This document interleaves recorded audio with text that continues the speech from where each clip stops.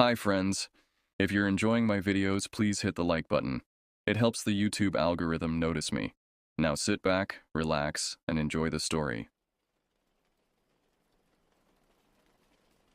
It was supposed to be a fun family vacation, a chance to get away from all the stress of our everyday lives and just be together. When we arrived at the cabin in the summer of 2020, it seemed like the perfect place, exactly what we needed. The cabin sat in the middle of nowhere, surrounded by thick, towering trees that seemed to close in around us like walls. It looked like something out of an old photograph, with its weathered wooden porch and crumbling stone chimney that had seen better decades. The air smelled like pine needles and fresh earth, but underneath that pleasant aroma was something else, something stale and musty, like old wood that had been damp for too long. I could hear the distant sound of a stream somewhere deep in the forest. But even that peaceful noise seemed somehow muffled, as if the trees were swallowing every sound before it could travel far. My dad, Ben, seemed especially happy as we pulled up the gravel driveway. He stretched his arms above his head and grinned widely, the stress lines around his eyes seeming to fade for the first time in months. "See, guys? Isn't this great? No distractions. No city noise, just us and nature." His voice carried an almost desperate enthusiasm, as if he needed this vacation to work out perfectly. I wanted to believe him, wanted to share his optimism, but something about this place made my stomach twist with unease. My mom, Carol, smiled too, though I could see her eyes scanning the tree line with obvious concern. She kept glancing at the dense wall of forest that surrounded us on all sides, as if she was trying to get used to how completely isolated we were. There wasn't another house visible in any direction, no power lines, no signs of civilization except for the narrow dirt road we'd driven in on. "It's very quiet," she said finally, her voice betraying the same uncertainty I felt. My younger brother, Sam, was already pulling his bag out of the car, his 14-year-old energy undiminished by the long drive. "Come on, let's check it out," he called, already bounding toward the front steps. I followed more slowly, my 17-year-old cynicism making me notice things he missed, like the way some of the porch boards sagged under our weight, or how the front door looked like it had been forced open and hastily repaired at some point. Inside the cabin, it was even more isolated than I'd expected. The floors creaked ominously when we walked, and every step seemed to echo in the small space. The fireplace looked like it had been used recently, too recently for a cabin that was supposed to have been empty. There were still ashes in the grate, and I could smell the faint scent of wood smoke lingering in the air. The furniture was old and worn, covered with sheets that smelled like they'd been stored somewhere damp for years. We unpacked and settled in, trying to make the best of our rustic accommodations. By the time the sun started to go down, we were all sitting around the fire Dad had built, roasting marshmallows and trying to recapture some family bonding time. The flames cast dancing shadows on the walls, and every crackle of the fire seemed abnormally loud in the oppressive silence of the forest. It felt almost perfect. Almost. But I couldn't shake the feeling that we weren't alone out here. As darkness fell completely, the forest around us became an impenetrable black wall. The trees seemed to press closer to the cabin, and I found myself checking the locks on the doors and windows repeatedly. Mom noticed my nervous behavior and tried to reassure me, but I could see the same uneasiness in her eyes. Sam had already fallen asleep on the couch, exhausted from the excitement of arrival, but the rest of us sat by the dying fire, listening to the absolute silence outside. "We should probably get some rest," Dad said finally. But none of us moved. The cabin felt too exposed, too vulnerable with all that darkness pressing in around us. When we finally did go to bed, I lay awake staring at the ceiling, listening to every creak and groan of the old building settling. The silence outside was so complete it felt unnatural, as if the entire forest was holding its breath, waiting for something to happen. That night, I woke up to a noise that shouldn't have been there. It wasn't loud, but it cut through the suffocating silence like a knife. A low, rhythmic sound, almost like breathing, but too deep and too slow to be human. I sat up in bed, my heart already starting to race, straining to hear it again. The cabin was dark except for thin strips of moonlight filtering through the heavy curtains, creating strange patterns on the walls that seemed to shift and move when I wasn't looking directly at them. I glanced over at Sam, who was still asleep in the bed across the room, his breathing soft and even. Maybe it was just an animal, I tried to convince myself, but something about the sound made my skin crawl. It had seemed too deliberate, too purposeful to be a wild creature. I held my breath and listened harder, but the sound had stopped, leaving only that oppressive silence that felt like it was pressing down on the cabin from all sides. The next morning, I wasn't the only one who had heard something disturbing. Mom was in the kitchen, her face pale and drawn as she stared out the window at the forest. Her coffee cup sat untouched on the counter, growing cold while she watched the tree line with obvious anxiety. "Did anyone else hear noises last night?" she asked when she noticed me watching her. Her voice was carefully controlled, but I could hear the fear underneath. Dad tried to shrug it off, his voice a little too loud and cheerful as he said it was probably just the wind or some animal wandering nearby. He always tried to keep things calm and positive, especially when Mom was worried, but I could tell he wasn't entirely convinced by his own explanation. There was something forced about his casual dismissal, and I noticed he kept glancing toward the windows as he spoke. After breakfast, we decided to explore the area around the cabin. The morning sunlight filtering through the trees should have made everything seem less threatening, but somehow the forest felt even more ominous in daylight. The trees were so thick that they blocked out most of the sky, creating a perpetual twilight beneath their canopy. We hiked down a narrow trail that led away from the cabin, our footsteps muffled by years of fallen leaves. Sam found a spot by the stream where the water ran clear over smooth stones, and for a little while, it felt like things were normal again. He skipped rocks while Dad tried to identify different types of trees, and Mom seemed to relax slightly in the dappled sunlight. But I couldn't shake the feeling that we were being watched. Every few minutes I found myself looking over my shoulder, scanning the dense underbrush for any sign of movement. The feeling of being observed grew stronger as we walked back to the cabin. It wasn't just paranoia. I was sure of it. There was something deliberate about the way certain branches seemed to sway when there was no wind, something almost calculated about the way shadows shifted at the edge of my vision. I kept expecting to see a face peering out from behind the trees, or to hear footsteps following us along the trail. When we got back to the cabin, that's when we saw them. Footprints. Large boot prints in the soft earth around the building, far too big to belong to any of us. They circled the cabin in a deliberate pattern, as if someone had been walking around and around the building, studying it from every angle. The prints were deep and clear, pressed firmly into the mud near the back door. My heart started to pound as I knelt down to examine them more closely. These weren't old prints. They were fresh, made sometime during the night while we'd been sleeping.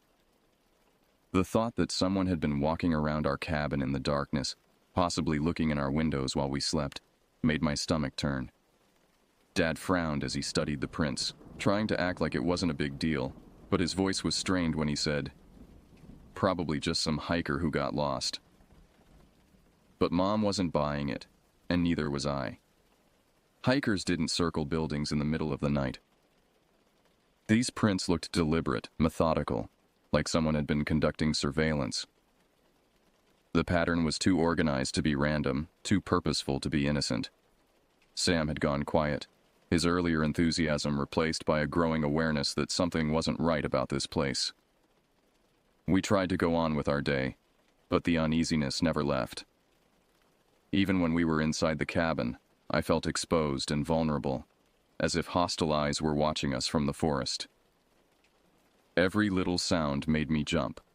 The creak of the old floorboards, the rustle of leaves outside, the occasional groan of the cabin settling on its foundation. At one point, I was sure I saw movement between the trees, just a shadow slipping out of sight when I turned to look directly at it. The isolation that had seemed peaceful yesterday now felt like a trap. We were miles from the nearest neighbor, with no cell phone service and no landline in the cabin. If something happened to us out here, no one would know. No one would come looking for days, maybe weeks. The dirt road that had brought us here was barely more than a track through the woods, invisible from any main highway. As the day wore on, the signs that we weren't alone became harder to ignore. I found cigarette butts near the back porch, fresh ones that hadn't been weathered by rain. Someone had been smoking there recently, standing just outside our cabin, possibly watching us through the windows. The discovery made my hands shake as I called Dad over to see. "Could be from before we got here," he said, but even he was starting to look worried. The rental agency had assured us the cabin would be cleaned and prepared for our arrival, which should have included removing any trash. These cigarette butts were definitely new, and they'd been deliberately placed where they wouldn't be easily seen from inside the cabin. That afternoon, while Dad and Sam were down by the stream trying to fish, Mom and I discovered something even more disturbing. In the bedroom Sam and I were sharing, the window screen had been cut. Not damaged by accident or weather, deliberately sliced with a knife in a pattern that would allow someone to reach inside and unlatch the window. The cuts were clean and precise, made with a sharp blade by someone who knew what they were doing. Mom's face went white when she saw it. "We need to leave," she whispered, her voice barely audible. "We need to pack up right now and get out of here." But even as she said it, we both knew it wasn't that simple. Dad had paid for a week-long rental, and he'd been looking forward to this vacation for months. Convincing him to abandon it based on what he'd call paranoid speculation wouldn't be easy. When Dad and Sam returned from their fishing expedition, they brought news that made our situation even worse. They'd found more evidence of recent human activity near the stream, a small campsite hidden in the dense brush, complete with the remains of recent campfires and food containers. Someone was living rough in these woods, staying close enough to our cabin to observe our daily activities. "Maybe it's just some homeless person," Sam suggested, but Dad shook his head grimly. Homeless people didn't typically choose to camp in remote wilderness areas miles from any town or resource. This felt more deliberate, more predatory. Someone had chosen this location specifically because of its isolation, because of how far it was from help or witnesses. That evening, as we sat around the cabin trying to decide what to do, we heard them for the first time.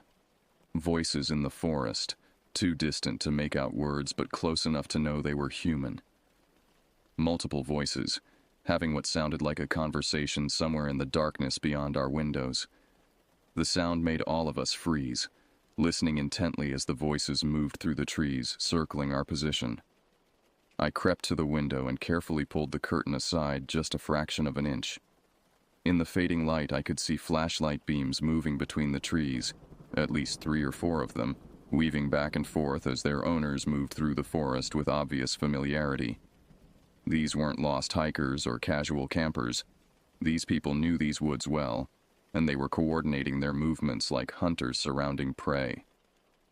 "Turn off all the lights," Dad whispered, and we plunged the cabin into darkness.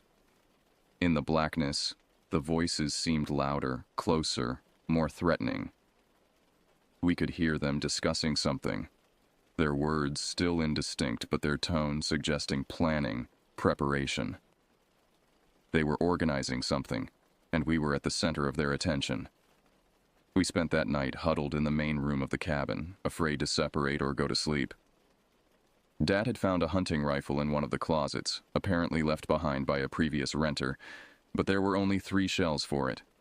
Mom had armed herself with a kitchen knife, while Sam and I clutched heavy flashlights like clubs. The weapons made us feel slightly more secure, but we all knew that if these people meant us harm, we were outnumbered and trapped. The voices had stopped around midnight, but their absence was almost worse than hearing them. At least when we could hear them talking, we knew approximately where they were. Now they could be anywhere in the darkness surrounding us, moving silently through the forest, getting closer to the cabin. Every small sound made us tense. The hoot of an owl, the scurry of some small animal, the whisper of wind through the trees. Around 2 in the morning, Sam dozed off despite his fear, his head resting against Mom's shoulder. She stroked his hair gently, but I could see her eyes constantly scanning the windows, watching for any sign of movement outside. Dad sat near the front door with the rifle across his knees, occasionally checking that it was still loaded and ready. "We should have left this afternoon," Mom whispered to Dad, her voice barely audible even in the silence of the cabin. He nodded grimly, clearly regretting his decision to stay.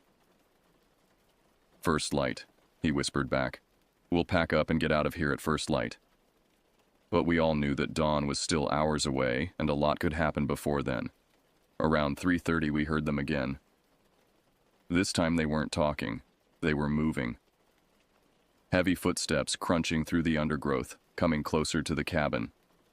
The sound was deliberate and unhurried, as if they knew we were trapped and had all the time in the world. I counted at least 4 distinct sets of footsteps, moving in what sounded like a coordinated pattern around the building. The footsteps stopped right outside the front door. We could hear someone breathing on the other side of the wooden barrier, could almost feel their presence just inches away. Dad raised the rifle, pointing it at the door, his finger on the trigger. For several minutes, nothing happened. Whoever was out there was just standing there waiting, listening to us, listening to them. Then came the testing. Someone tried the door handle, very gently, seeing if it was locked. When it didn't turn, they moved to the first window, pushing softly against the glass to see if it was latched. They worked their way systematically around the cabin, checking every possible entry point with the patience of professionals. They weren't trying to break in, not yet. They were learning the layout, identifying weaknesses, planning their approach. When they reached the window with the cut screen, the one in our bedroom, they spent extra time there. We could hear quiet voices discussing something, and then the sound of metal tools working on the window frame. They were trying to force it open without making noise, testing whether they could gain entry without alerting us. Only the fact that Dad had wedged a chair under the window handle prevented them from succeeding. After what felt like hours, the sounds moved away from the cabin. But we knew they hadn't given up. They were just changing tactics, regrouping, planning their next move. We waited in terrified silence as the forest around us returned to its unnatural quiet. Every shadow seemed to conceal a threat. Every sound made us flinch. As dawn began to break through the trees, casting gray light through the cabin windows, we finally started to relax slightly. Surely they wouldn't attack in daylight when they could be identified and described later. But when Dad cautiously peered out the front window, his face went pale. "There are more of them now," he whispered. "I count at least 6 people in the trees, just standing there watching the cabin." I crept to another window and looked out. He was right. Motionless figures stood among the trees at the edge of the clearing, partially concealed but deliberately visible. They wanted us to know they were there, wanted us to understand that we were completely surrounded. Some of them held what looked like weapons, baseball bats, crowbars, maybe even guns. Their faces were hard to make out in the dim light, but their posture radiated menace and confidence. "They're waiting for something," Mom observed quietly. But waiting for what? What were they planning, and when would they make their move? The standoff continued through the morning hours. Our watchers maintained their positions at the edge of the clearing, never coming closer but never leaving either. They worked in shifts, some disappearing into the forest while others took their places, ensuring that the cabin remained under constant surveillance. It was psychological warfare, designed to wear down our nerves and exhaust our resistance.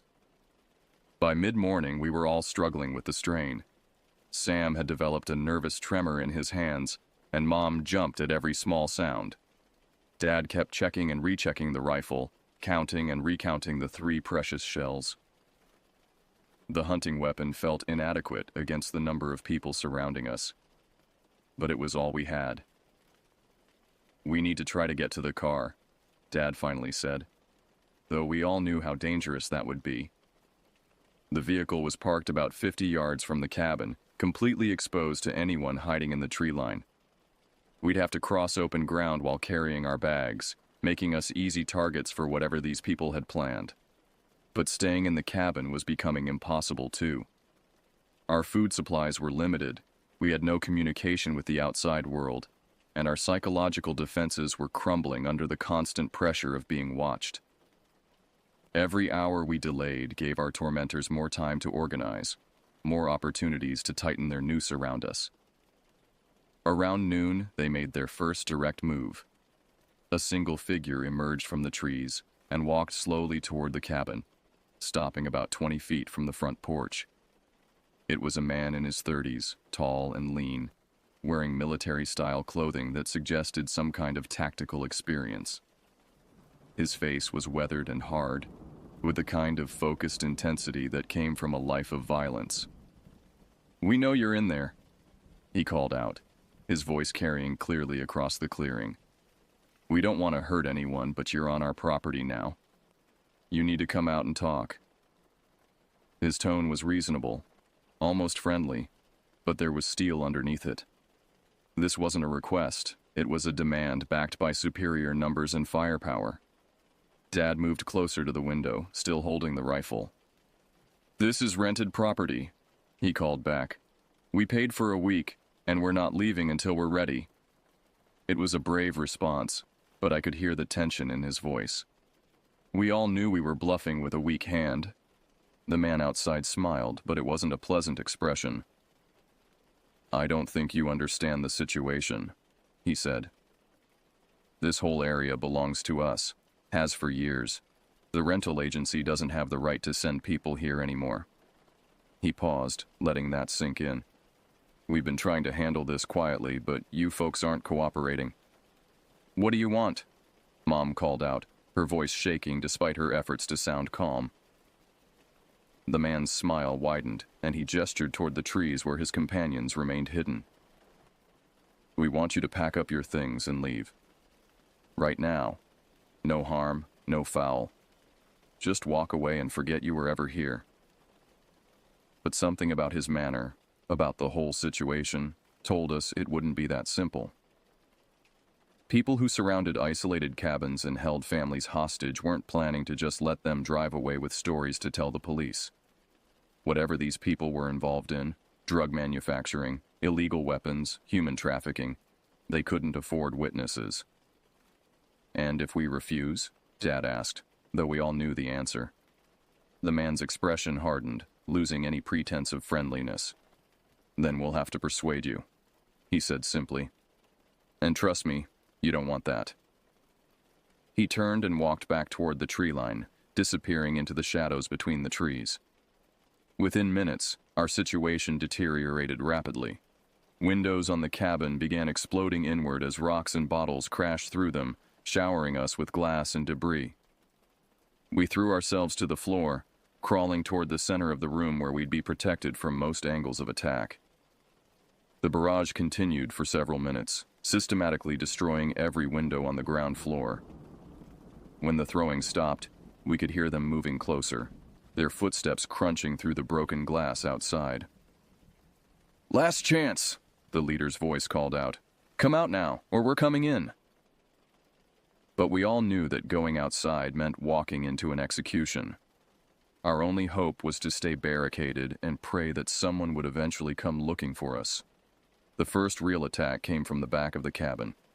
We heard the splintering of wood as they began breaking down the rear door with what sounded like an axe or heavy sledgehammer. Dad positioned himself facing that direction with the rifle ready, but we all knew 3 bullets wouldn't be enough if they rushed us all at once. The back door finally gave way with a crash that shook the entire cabin. Through the opening, I could see dark figures silhouetted against the forest beyond, moving with tactical precision as they prepared to enter our refuge. Dad's rifle cracked once, the sound deafening in the confined space, and one of the figures stumbled backward.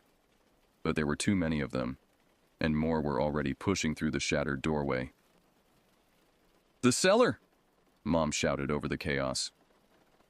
I'd forgotten about the basement entrance in the kitchen floor, hidden under a heavy rug. We scrambled toward it, Dad firing his second shot to buy us time. The bullet caught another attacker in the shoulder, spinning him around, but he didn't go down. These people were tough, experienced, and determined. Sam reached the cellar door first, yanking up the heavy wooden panel to reveal a ladder descending into darkness. One by one, we dropped down into the musty space below, Dad coming last with his final bullet still chambered. He slammed the cellar door shut above us, and we heard him dragging something heavy across it, probably the kitchen table. The basement was larger than I'd expected, stretching under most of the cabin's footprint. It smelled of damp earth and rotting wood, and I could feel spider webs brushing against my face in the darkness. Dad's flashlight revealed stone walls and a dirt floor, with old canning jars and forgotten tools scattered around the perimeter. But most importantly, I could see another way out. A small window near the ground level, just big enough for us to crawl through. Above us, we could hear our attackers searching the cabin, their heavy boots thudding across the floor as they looked for us. Furniture crashed over, and someone was shouting orders in an angry voice. They'd discovered our escape route within minutes, and we could hear them trying to break down the cellar door. The heavy table Dad had dragged over it was buying us time, but not much. "Everyone out the window," Dad whispered urgently. "Stay low and head for the car. Don't stop for anything." Mom went first, wriggling through the narrow opening with surprising speed. Sam followed, then me. As I pulled myself through the window, I could hear the cellar door finally giving way above us. They'd be down here in seconds. Dad emerged from the window just as the first attacker reached the basement. We ran in a crouch across the clearing, using the cabin itself as cover from the watchers in the trees. The car seemed impossibly far away, and I expected bullets to start flying at any moment. My lungs burned as we sprinted across the open ground, our feet pounding on the gravel driveway. We reached the vehicle just as shouts erupted from the cabin behind us. Dad's hands shook as he fumbled with the keys, and for a terrifying moment, I thought the engine wouldn't start. But it caught on the second try, roaring to life just as the first of our pursuers rounded the corner of the building. Dad threw the car into gear, and we shot forward down the narrow dirt road, gravel spraying behind us. In the rearview mirror, I could see several figures running after us, but they quickly fell behind as we gained speed. However, I also saw something that made my stomach drop. Another vehicle, a large SUV, pulling out from a concealed position among the trees. They'd been ready for this possibility, and now they were following us, gaining ground on the winding forest road. The chase through the woods was terrifying. Dad pushed our rental car to its limits on the narrow, twisting road, taking curves at dangerous speeds while tree branches scraped against the windows. Behind us, the SUV's more powerful engine and higher ground clearance gave it advantages on the rough terrain. They were slowly but steadily closing the distance. "There!" Mom pointed ahead to where our dirt track intersected with a paved county highway. If we could reach that main road, we might encounter other traffic, police, help of some kind. But the SUV was almost close enough to ram us now, and I could see armed figures leaning out of its windows. We hit the paved road at full speed, tires squealing as Dad yanked the wheel to the left. The heavier SUV couldn't turn as quickly, sliding wide and giving us a momentary advantage. But we were still miles from any town, still alone on an empty highway with our pursuers right behind us. The nightmare wasn't over, it was just changing location. The highway stretched ahead of us, empty and desolate in the afternoon heat. Our rental car's engine was straining at its maximum speed, the RPM gauge hovering dangerously in the red zone, but Dad didn't dare slow down. Behind us, the black SUV had recovered from its wide turn and was once again gaining ground, its more powerful engine giving it a clear advantage on the straightaway. "How far to the next town?" Mom asked, her voice tight with fear as she checked the side mirror. The SUV was close enough now that we could see the grim faces of its occupants through the windshield. There were at least 4 people crammed into the vehicle, and I could make out the shapes of weapons in their hands. "At least 10 miles, Dad replied, his knuckles white as he gripped the steering wheel. maybe more.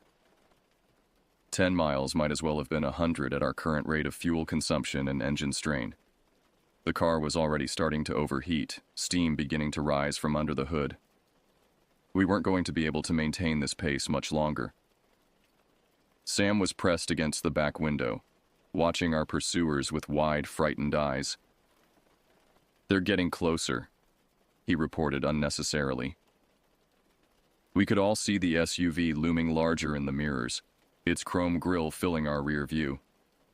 These people were absolutely determined to catch us, which confirmed our worst fears about what they'd planned to do back at the cabin. The first shot shattered our rear window, sending safety glass cascading into the back seat. Sam threw himself down between the seats as more bullets punched through the car's thin metal body. The rear tires were their obvious target. If they could disable our vehicle, we'd be sitting ducks on the empty highway. Dad began swerving erratically, making us a harder target, but also slowing our overall speed. A curve ahead offered temporary relief from the gunfire, but as we rounded the bend, our hearts sank. The highway stretched straight for miles ahead, offering no cover, no places to hide, no opportunities to escape. Our engine temperature was climbing rapidly, and I could smell burning oil and coolant. The car wasn't going to last much longer under this kind of punishment. But then, in the distance, we saw salvation.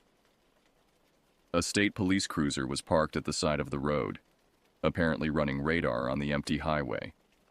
The sight of that black and white vehicle with its distinctive light bar was the most beautiful thing I'd ever seen.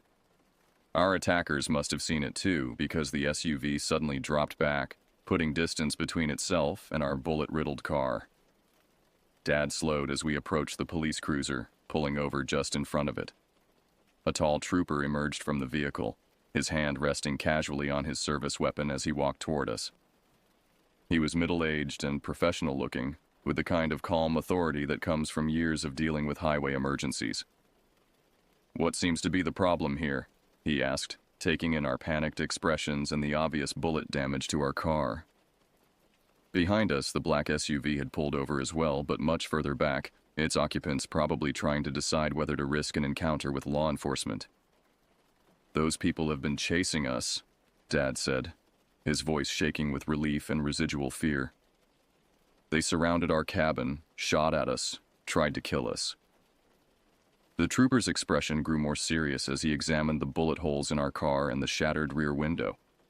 This wasn't a traffic violation or minor dispute. This was attempted murder. "Everyone out of the vehicle," the trooper said, his hand now resting more firmly on his weapon. "Stand behind my cruiser while I call this in."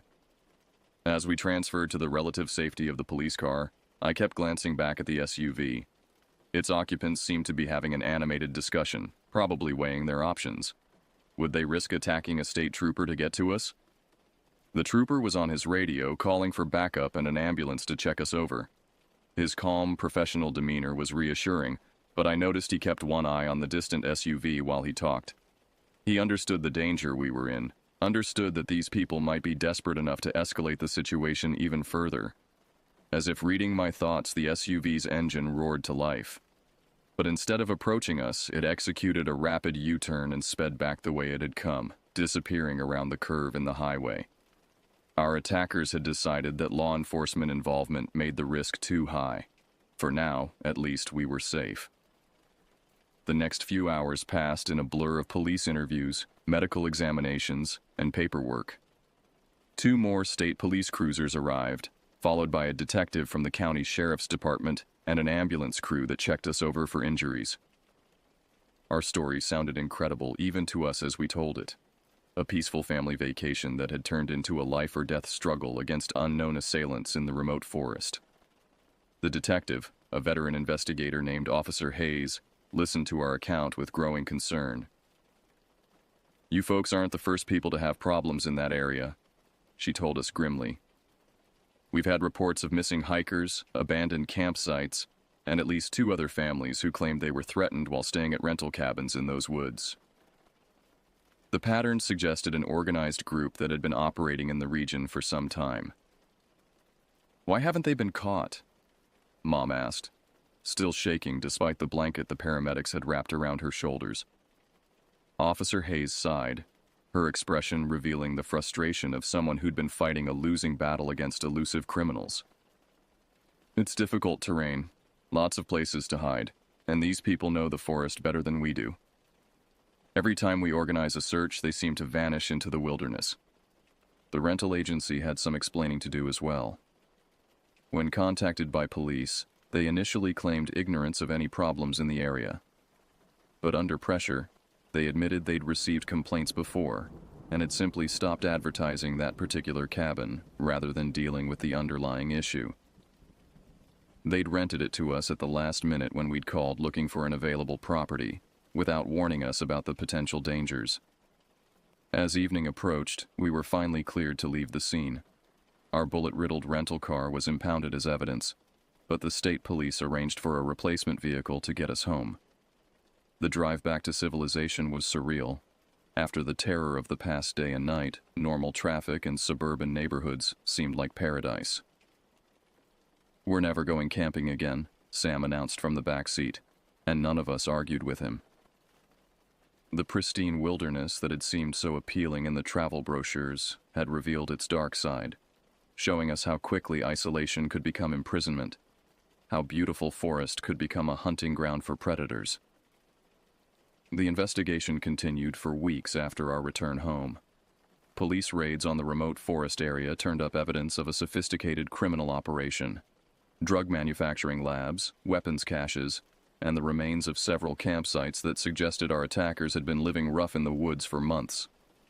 But the people themselves seemed to have vanished, disappeared deeper into the wilderness, or relocated to another area where they could continue their activities. We never learned exactly what they'd been involved in, or why they'd been so determined to prevent witnesses from leaving the area alive. Drug trafficking seemed the most likely explanation, but Officer Hayes hinted at other possibilities. Human trafficking, illegal weapons sales, maybe even worse crimes that required absolute secrecy.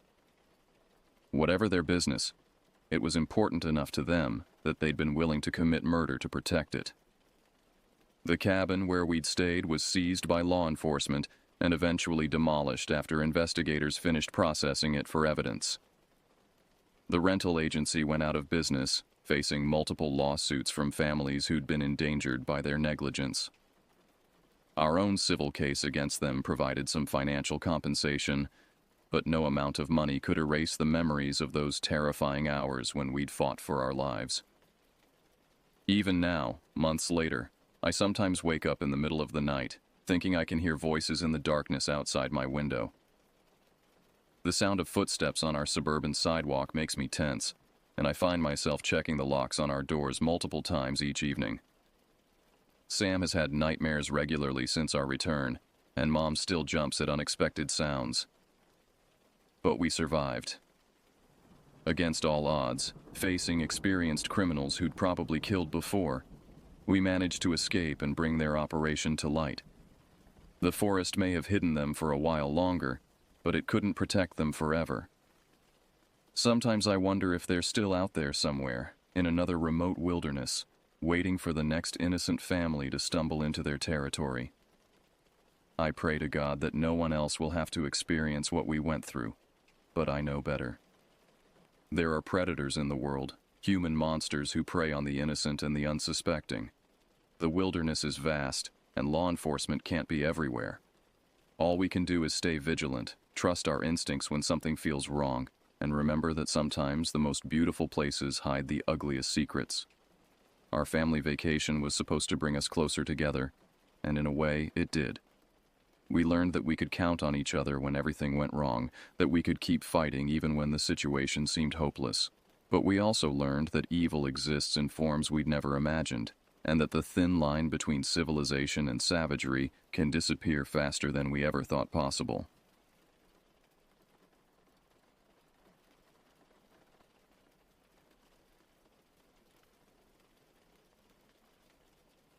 The summer of 2011 found me desperate for escape. My job at the accounting firm had been grinding me down, 60-hour weeks staring at spreadsheets until the numbers blurred together. When Sean called suggesting another camping trip, I jumped at the chance. We'd been exploring the Sierra Nevada together since college, but this time he'd found something special on an obscure hiking forum, coordinates to an untouched area that supposedly hadn't seen human visitors in decades. Sean picked me up in his battered Ford pickup on a Friday afternoon. The bed was loaded with our usual gear: tent, sleeping bags, cooking equipment, and enough food for 3 days. Sean also had his photography equipment: 2 camera bodies, multiple lenses, and a tripod that cost more than my rent. He'd been trying to break into nature photography professionally, entering competitions and building a portfolio. This virgin territory could give him the edge he needed. The drive took us 5 hours from Sacramento, winding through increasingly narrow mountain roads. We passed through small towns that seemed frozen in time: gas stations with analog pumps, diners with faded signs, general stores with wooden porches where old men sat watching traffic. As we climbed higher, civilization fell away. The last town before our destination was barely a crossroads, just a gas station and a boarded-up motel. "You sure about these coordinates?" I asked as Sean turned onto a dirt road that wasn't on any of our maps. "Trust me," he said, gripping the wheel as the truck bounced over ruts. "The guy who posted them said his grandfather used to hunt in this area back in the 50s. Family secret spot." The road deteriorated until it was barely more than a deer trail. Finally, Sean pulled into a small clearing. We were completely alone, surrounded by towering pines and granite peaks. The silence was absolute. No traffic, no planes overhead, not even birdsong. Just the whisper of wind through needles. Setting up camp took longer than usual. The ground was uneven, littered with sharp rocks we had to clear. As we worked, I noticed odd details. Despite the area's supposed isolation, we found old beer cans rusted beyond recognition, their labels long gone. There were also strange markings on some trees, not the usual trailblazes, but crude symbols carved deep into the bark. "Probably old hunting marks," Sean said when I pointed them out, but he photographed them anyway. By the time we had the tent up and a fire started, darkness was falling. In the mountains, night doesn't creep in gradually. It drops like a curtain. One moment you can see the surrounding peaks, the next you're trapped in a bubble of firelight. We cooked burgers on our camp stove, the smell of meat mixing with pine smoke. Sean was excited, already planning tomorrow's photo shoot. He'd spotted interesting rock formations and what might be eagle nests high in the cliffs. I tried to match his enthusiasm, but something felt off. Maybe it was the complete absence of wildlife sounds. Usually we'd hear owls by now, or coyotes in the distance. "Notice how quiet it is?" I finally said. Sean paused mid-bite. "Yeah, actually. Weird." We sat in silence after that, the fire crackling between us. Every snap of burning wood made me tense. When something rustled in the bushes beyond our camp, we both froze. Sean slowly reached for his flashlight, but whatever it was moved away. Probably just a deer, we told ourselves. Sleep came fitfully. I kept waking to strange sounds. Footsteps that might have been hoofbeats, a distant cough that could have been an animal. Once I was sure I heard voices, but when I held my breath to listen, there was only the wind. Morning brought relief. Sunlight transformed our sinister campsite back into a peaceful wilderness scene. Over instant coffee and oatmeal, we laughed about our jumpiness the night before. City nerves, we decided. We weren't used to such complete isolation. We set out early, following a small river upstream. The water was crystal clear, so cold it numbed our hands when we refilled our bottles. Sean was in his element, constantly stopping to photograph. The way sunlight filtered through the canopy, patterns in the bark, tiny wildflowers growing from cracks in granite. The river led us through a narrow canyon. The walls rose higher as we progressed, until we were hiking in perpetual shadow. It was at least 20 degrees cooler here, and our breath came out in small puffs. The river's gentle babble echoed off the stone, creating an eerie chorus of water sounds. "Look at this," Sean called from ahead. He was crouched beside the water, pointing at the sandy bank. Footprints. Human footprints, barefoot, leading upstream. They looked fresh, maybe a day old. Who hikes barefoot? I wondered aloud. Sean was already photographing them, using a quarter for scale. The prints were large, with splayed toes suggesting someone used to going without shoes. We found more as we continued, sometimes clear impressions, sometimes just disturbed sand. Whoever it was had been moving fast, almost running. The canyon opened into a small valley dominated by a cliff face. This was where the footprints ended, disappearing at a jumble of rocks at the cliff's base. We searched for continuation but found nothing. It was as if the person had simply vanished. We ate lunch in the cliff's shadow, trail mix, jerky, and energy bars. Sean wandered off to photograph the rock face while I updated my journal. I was describing the footprints when I heard him shout, "You need to see this." He'd found it behind a natural rock screen, a cave entrance, roughly circular, about 8 feet high. The opening was partially concealed by bushes that looked deliberately placed. As we approached, a smell hit us. Something organic and unpleasant, like spoiled meat mixed with chemicals. The temperature dropped noticeably near the entrance. Our flashlights revealed the cave extended deep into the mountain, the back wall invisible in darkness. The floor was sandy near the entrance, but quickly transitioned to bare rock.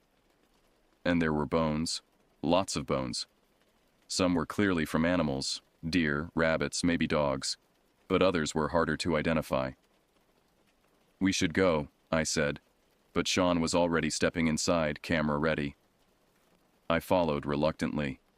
Our footsteps echoed strangely, suggesting vast spaces beyond our light's reach. The smell grew stronger, definitely chemicals now, like a mixture of ammonia and something sweet. About 20 feet in, Sean grabbed my arm. "There," he whispered, pointing his light at the far wall. Movement. A flash of pale skin, the suggestion of a human form retreating deeper into the cave. My heart hammered as I called out a greeting. The echo came back distorted, followed by shuffling sounds. Then a voice, cracked and hostile. "Get out! Get gone! This ain't your place!" More shuffling, and suddenly there were multiple forms moving in the darkness. How many people were in here? The voice came again, closer now. I said, "Get." We didn't need more encouragement. We backed out quickly, Sean snapping photos even as we retreated. Once outside, we ran. We didn't stop until we were well away from the cliff. The hike back took longer. We were on edge, constantly checking behind us, starting at every sound. The forest felt different now, watchful, hostile. Those carved symbols on the trees looked less like hunting marks and more like warnings.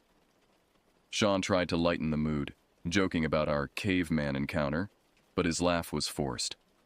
We'd both felt it in that cave.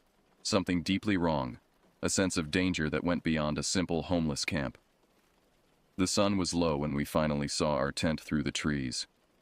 Relief turned to shock. The tent was destroyed. At first glance, it looked like blood. Dark red splattered across the blue fabric, pooling on the ground. The smell hit us. Paint, not blood, but the effect was the same. Someone had thrown gallons of red paint over everything. Our sleeping bags were ruined, soaked through the tent's slashed walls. Food scattered, containers opened and emptied. And on the tent's remains, a message in dripping red letters, "Leave now." "Our car keys?" Sean asked, panic creeping into his voice. I checked my pocket, still there. We'd been lucky to take them. But everything else was destroyed. No shelter, no food, no sleeping bags. And night was coming. We grabbed what we could salvage, water bottles, flashlights, Sean's camera gear which he'd thankfully carried with us. The paint was still wet in places. Whoever did this had been here recently, maybe while we were at the cave. The trail back to the truck became a nightmare. Darkness fell while we were still deep in the forest. Our flashlights created jumping shadows that looked like pursuing figures. Every few minutes we'd stop, listening, sure we heard footsteps matching ours. They were following us. I was certain of it. Not close enough to see, but there, parallel to the trail, moving when we moved, stopping when we stopped.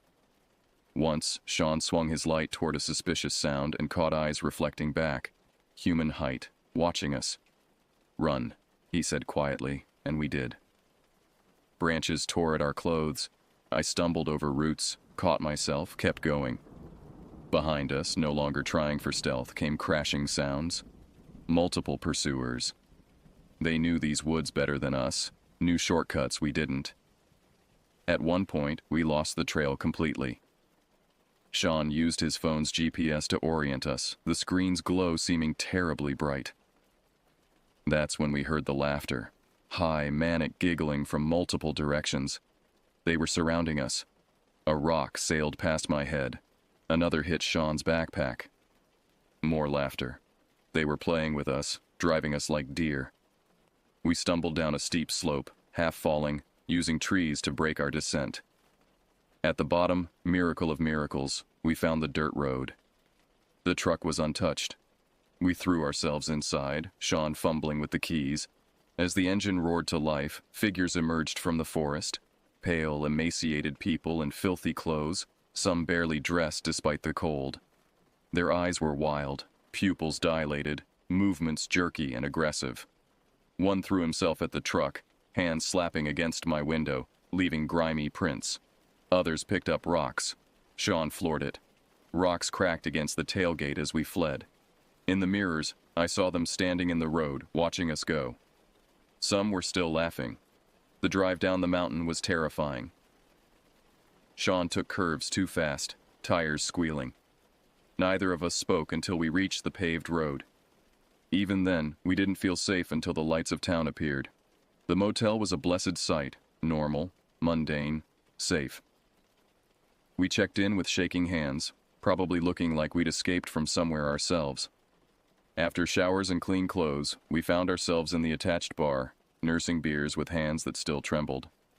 The bartender was a local, maybe 60, with the weathered look of someone who'd lived in the mountains all his life. When we told him where we'd been camping, his expression darkened. "You're lucky," he said quietly, glancing around as if worried about eavesdroppers. "That area's been taken over. Meth labs hidden all through those caves. The cooks are bad enough, but it's the users who are really dangerous. They live up there like animals, completely gone. Sheriff won't even send deputies that far anymore." He told us stories. Hikers who'd disappeared, bodies found months later. The state police had tried raids, but the terrain was too difficult, too many hiding spots. The labs would just relocate deeper into the mountains. "They mark their territory," he said. "Symbols on trees, paint on rocks. You see those? You turn around." We'd camped right in the middle of their domain.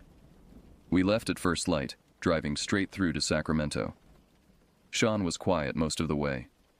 When we finally talked, we agreed. No more off-trail camping. The wilderness we'd loved had been poisoned, taken over by something far more dangerous than any wildlife. Sean developed his photos a week later. Most were typical nature shots, but the ones from the cave made us both uncomfortable.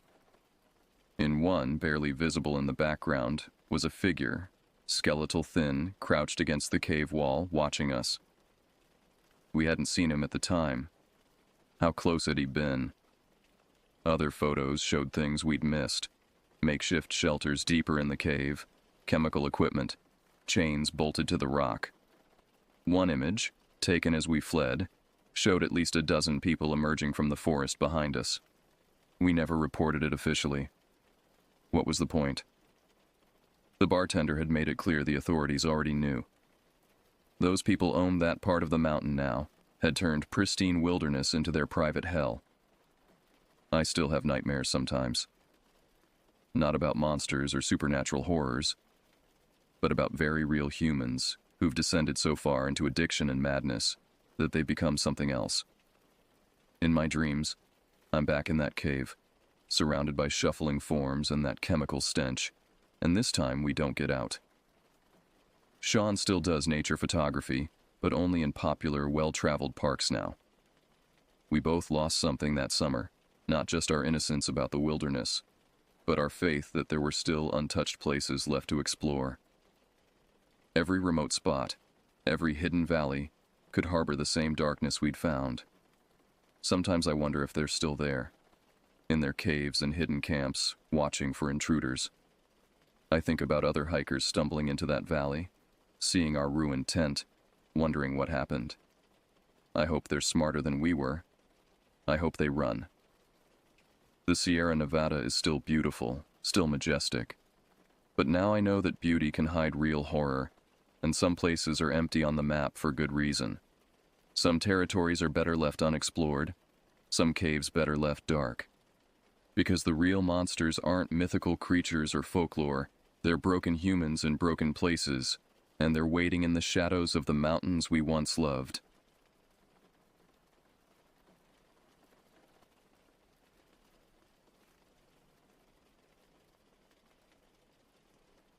It was the crisp autumn of 2015 when I first set foot in Evergreen Hollow National Forest, a vast expanse of wilderness nestled in the heart of Oregon's Cascade Range. As I drove my weathered Jeep along the winding road leading to the ranger station, the towering Douglas firs and western red cedars loomed over me, their branches swaying gently in the cool September breeze. The forest was awash in a sea of gold and crimson, the fall colors painting a breathtaking backdrop against the misty mountains in the distance. My name is Sarah Mitchell, and I had just been assigned as the new senior ranger for the northeastern sector of Evergreen Hollow. With nearly a decade of experience under my belt, I thought I'd seen it all. From lost hikers and stubborn poachers to the occasional run-in with a disgruntled bear. But nothing could have prepared me for the events that were about to unfold in this remote corner of the Pacific Northwest. As I pulled up to the ranger station, a small log cabin that had seen better days, I was greeted by the sight of my new colleague, Mark Thompson. He was a burly man in his 50s, with a salt and pepper beard and eyes that spoke of years spent in the wilderness. Mark had been manning this station for the better part of 2 decades, and I knew his experience would be invaluable in the coming months. "Welcome to Evergreen Hollow, Sarah," Mark called out as I stepped from my vehicle. "Hope you're ready for some peace and quiet, 'cause that's about all we get out here." I chuckled, shouldering my backpack. "That's exactly what I'm looking for, Mark. After 5 years in Yellowstone, I could use a change of pace." As we entered the cabin, the scent of pine and old wood enveloped me. The interior was sparse but functional. A few desks, a wall of topographical maps, and a crackling fireplace that fought off the autumn chill. Mark gave me a quick tour, pointing out the essentials: the radio system, the first aid supplies, and the small kitchenette where we'd be spending most of our downtime. "So, what's our usual routine around here?" I asked, settling into a worn leather chair by the fire. Mark leaned against the desk, crossing his arms. "Well, it's pretty straightforward most days. We patrol the trails, check on the campsites, and make sure the few visitors we get aren't getting themselves into trouble. This time of year we might see a handful of hikers and the occasional hunter, but that's about it." I nodded, taking in the information. It sounded like a far cry from the bustling crowds of Yellowstone, but I was looking forward to the change. Little did I know that the peace and quiet Mark promised would soon be shattered in ways I couldn't have imagined. As the sun began to set, casting long shadows through the windows of the cabin, Mark's radio crackled to life. The voice on the other end was distorted by static, but the urgency in the tone was unmistakable. "Mark? Sarah? You there? We've got a situation." Mark snatched up the radio, his brow furrowing. "This is Mark. Go ahead. Dispatch." "We've got a report of a missing hiker. Name's Emily Carson, 28 years old. She was supposed to meet her boyfriend at Whispering Pines campground yesterday, but never showed. He hiked out this morning to report it." I felt a knot form in my stomach. A missing hiker wasn't uncommon, but something about the dispatcher's voice set me on edge. Mark's eyes met mine as he responded. "Copy that. Any last known location?" There was a pause before the radio crackled again. "She was planning to take the Old Miners Trail up to Evergreen Ridge. Boyfriend says she's an experienced hiker, but, well, you know how that trail can be." I saw Mark's face pale slightly at the mention of the Old Miners Trail. It was a name I'd come across in my briefing materials, but the details were fuzzy. "All right," Mark replied, his voice tight. "We'll head out first thing in the morning. Tell the boyfriend we'll do everything we can." As he set the radio down, I leaned forward. "What's the deal with the Old Miners Trail? Sounds like it spooked you a bit." Mark sank into the chair across from me, running a hand through his graying hair. Well, it's got a bit of a reputation around here. Used to be a main route for the silver miners back in the late 1800s, but it fell into disuse after the mines dried up. These days it's overgrown, hard to follow. We don't recommend it to hikers, but some of the more adventurous types still try to tackle it. I nodded, understanding the concern. Overgrown trails could be treacherous, especially for solo hikers. But there's more to it than that, isn't there? The way you reacted. Mark's eyes darted to the window, where the forest had faded into darkness. There are stories, Sarah. Old legends passed down by the local tribes, whispered around campfires. They say the forest up there. It's different. People go in and they don't always come out the same. If they come out at all. I raised an eyebrow, skeptical. Ghost stories? Come on, Mark. We're rangers, not superstitious campers. He shook his head, his expression grave. I know how it sounds. But I've been here a long time, seen things I can't explain. That trail, it's bad news. And now we've got a missing hiker up there. As much as I wanted to dismiss Mark's warnings as local folklore, something in his tone gave me pause. I'd learned over the years that sometimes the old-timers knew more than they let on. "All right," I said, standing up and stretching. "We'll head out at first light. Whatever's up there, natural or otherwise, we've got a missing hiker to find." That night, as I lay in my small bunk at the back of the cabin, I couldn't shake the feeling of unease that had settled over me. The wind had picked up, whistling through the trees outside, and in its song I could almost hear whispers. Faint, indecipherable, but undeniably there. I told myself it was just the wind, just my imagination running wild after Mark's stories. But as I drifted off into an uneasy sleep, I couldn't help but wonder what secrets the Old Miners Trail held, and what fate had befallen Emily Carson in the depths of Evergreen Hollow. The next morning dawned gray and misty, the kind of day where the boundary between earth and sky seemed to blur. As Mark and I geared up for our search, I could feel the weight of anticipation settling over us. We packed our bags with essentials: first aid kits, extra water, high-energy snacks, and emergency blankets. Mark insisted we each take a flare gun as well, just in case. "The Old Miners Trail starts about 5 miles north of here," Mark explained as we climbed into his rugged Forest Service truck. "We'll drive as far as we can, but the last mile or so we'll have to hike." As we bumped along the narrow forest road, the trees pressed in close on either side, their branches scraping against the sides of the vehicle. The further we went, the more oppressive the forest seemed to become. The mist clung to everything, turning the world into a hazy, dreamlike landscape. We reached the end of the road, quite literally. The path ahead was overgrown, barely visible through the undergrowth.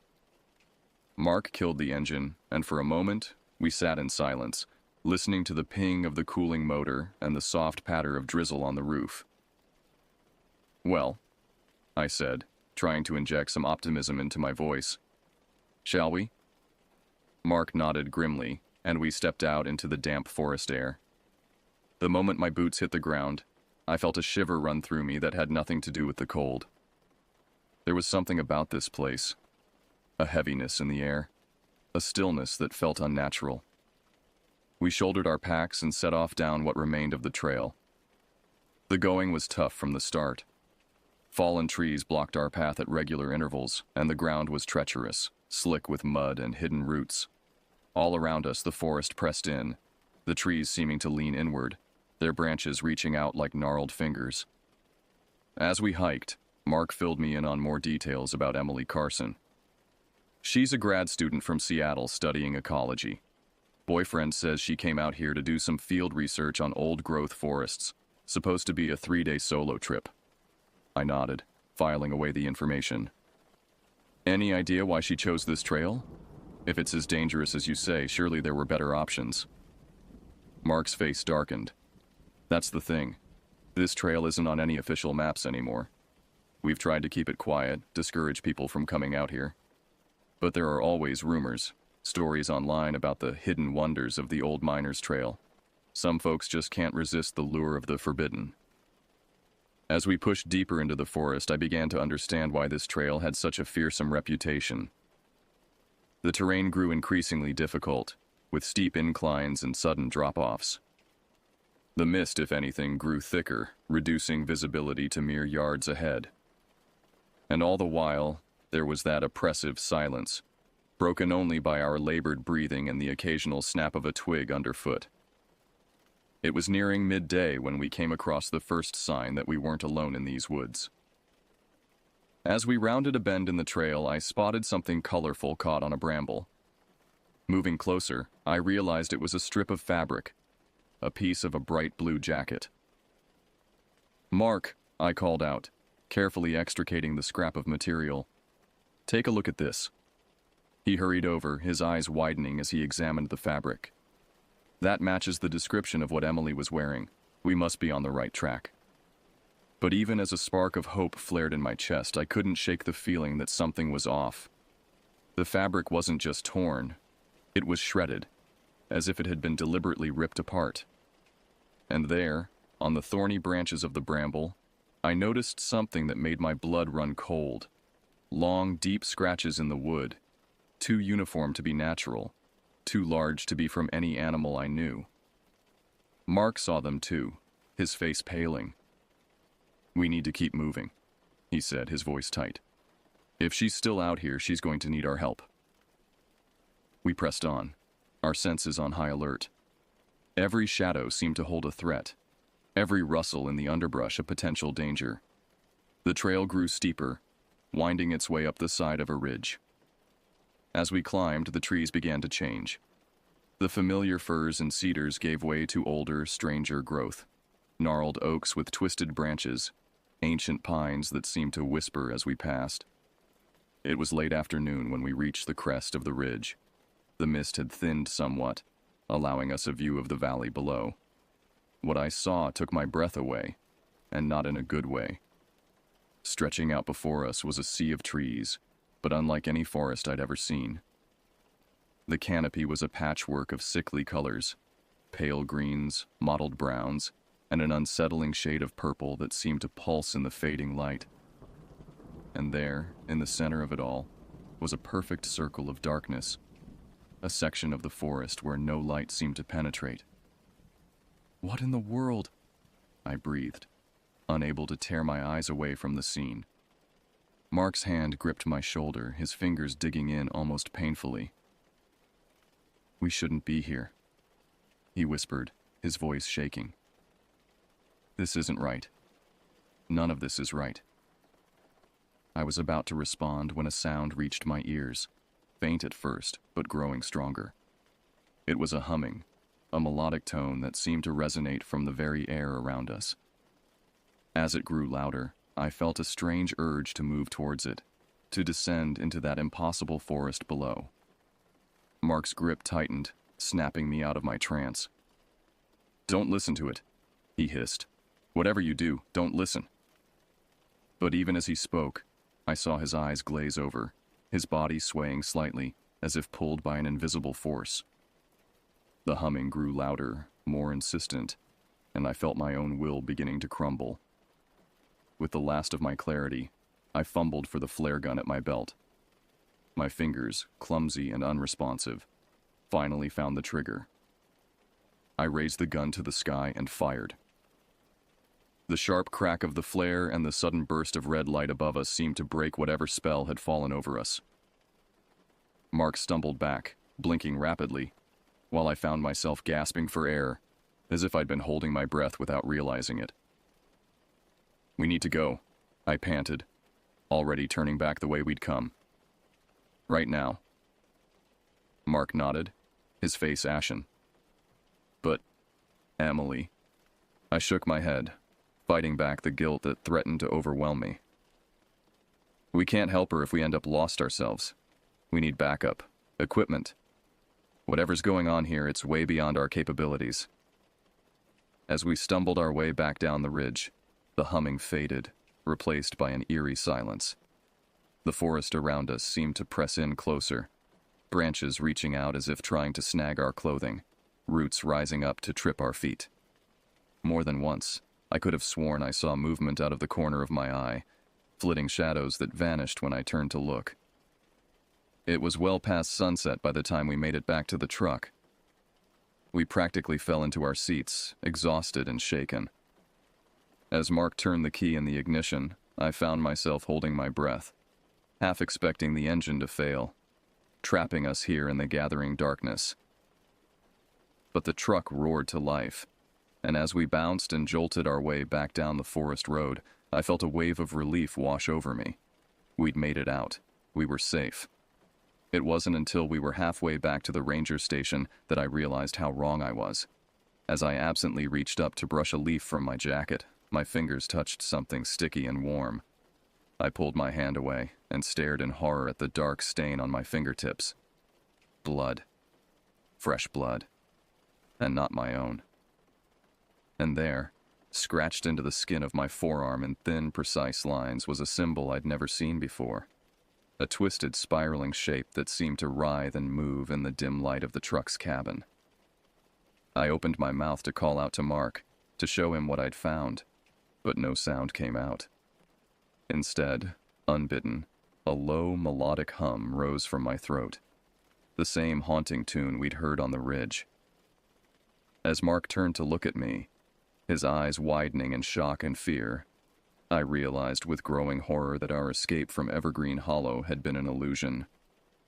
Whatever dwelled in those twisted woods had latched onto us, followed us out. And now, it was coming home. The days following our ill-fated expedition to the Old Miners Trail passed in a blur of debriefings, medical examinations, and sleepless nights. The search for Emily Carson had been officially suspended. Her disappearance added to the disturbingly long list of unsolved cases in Evergreen Hollow's history. I found myself unable to shake the feeling of being watched, even within the supposed safety of the ranger station.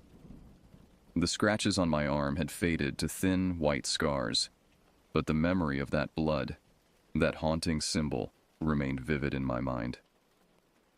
And the humming, that insidious melody, continued to echo in my dreams, calling me back to the dark heart of the forest. Mark had become a shadow of his former self. He moved about the station like a ghost, his eyes constantly darting to the windows, his hands shaking as he pored over old maps and reports. I knew he felt responsible for what had happened, for leading us into that nightmare. But more than that, I sensed he was hiding something, some piece of knowledge that might shed light on the horrors we'd encountered. It was on a particularly gloomy afternoon, about a week after our experience on the trail, that Mark finally broke his silence. I found him sitting at his desk, surrounded by a chaos of old files and faded photographs. "Sarah," he said, his voice hoarse from disuse, "I think it's time I told you the whole story." I pulled up a chair, my heart racing with a mix of anticipation and dread. Mark took a deep breath, his eyes fixed on a point somewhere beyond the cabin walls. "Evergreen Hollow has always been different," he began. The native tribes that lived here centuries ago called it the Whispering Woods. They believed it was a place where the veil between our world and the spirit world was thin. They had rituals, ceremonies to keep the balance, to appease whatever lived in the heart of the forest. He paused, shuffling through the papers on his desk until he found what he was looking for, an old, sepia-toned photograph. It showed a group of men standing in front of a mine entrance, their faces grim beneath dirt-streaked helmets. When the silver miners came in the 1800s, they didn't care about old legends or sacred spaces. They dug deep into the earth, following veins of ore that seemed too rich to be natural. For a while, the town of Hollow Creek, just north of here, boomed. But then, Mark's voice trailed off, his fingers tracing the edges of the photograph. Things started happening. Miners would go missing, only to reappear days later with no memory of where they'd been. Some came back, changed. They spoke of voices in the dark, of lights that danced through the tunnels, and always, there was the humming. A chill ran down my spine at the mention of that sound, the melody that still haunted my dreams. The mine closed in 1899 after a cave-in killed a dozen men. Official reports blamed unstable geology, but the survivors, they told a different story. They said the mountain itself had come alive, that the rock had flowed like water, swallowing men whole.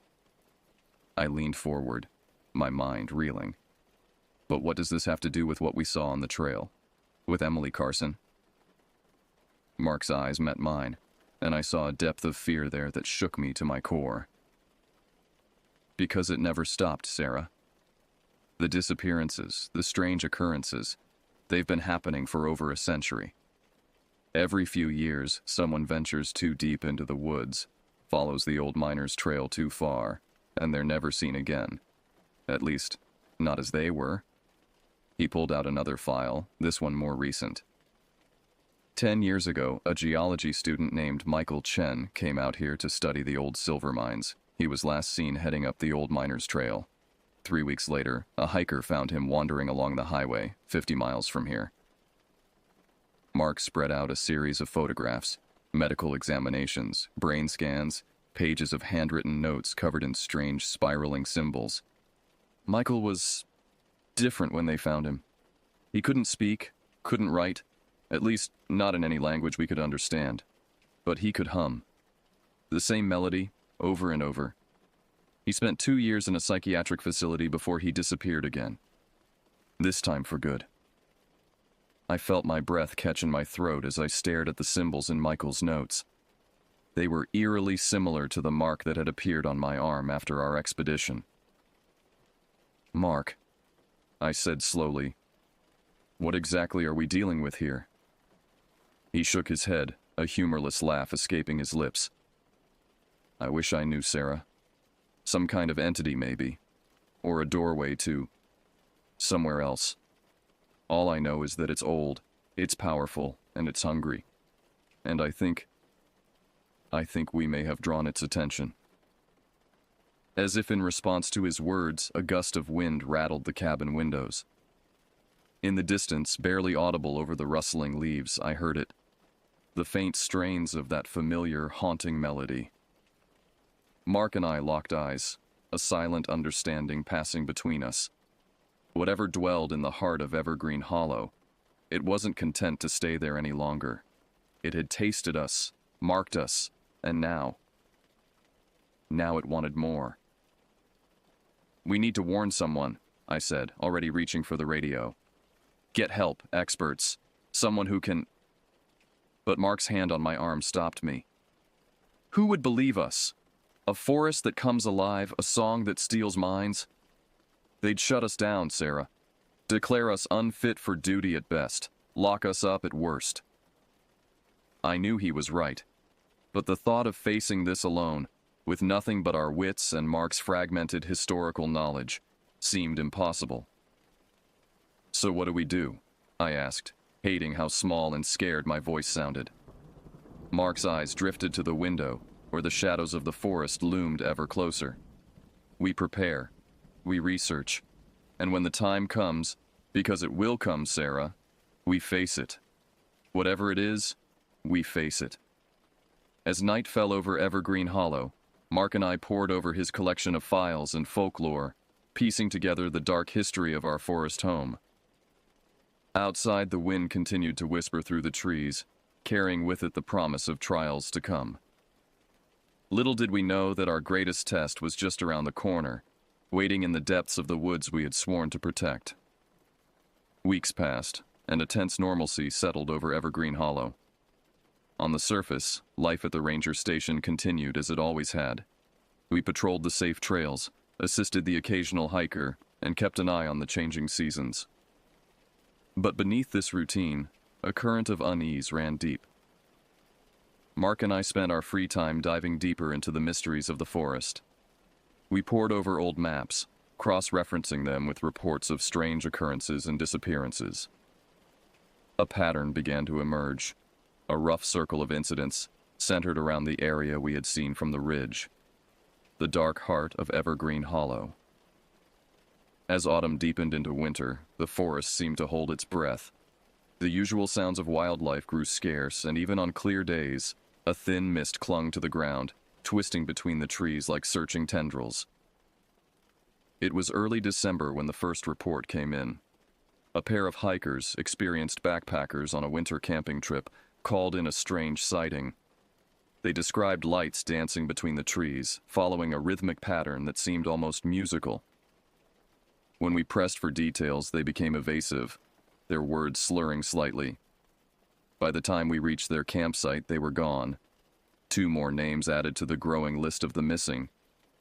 That was only the beginning. Over the next few weeks, reports flooded in from all corners of Evergreen Hollow. Campers spoke of whispering voices carried on the wind. Day hikers returned from short trips with inexplicable gaps in their memories.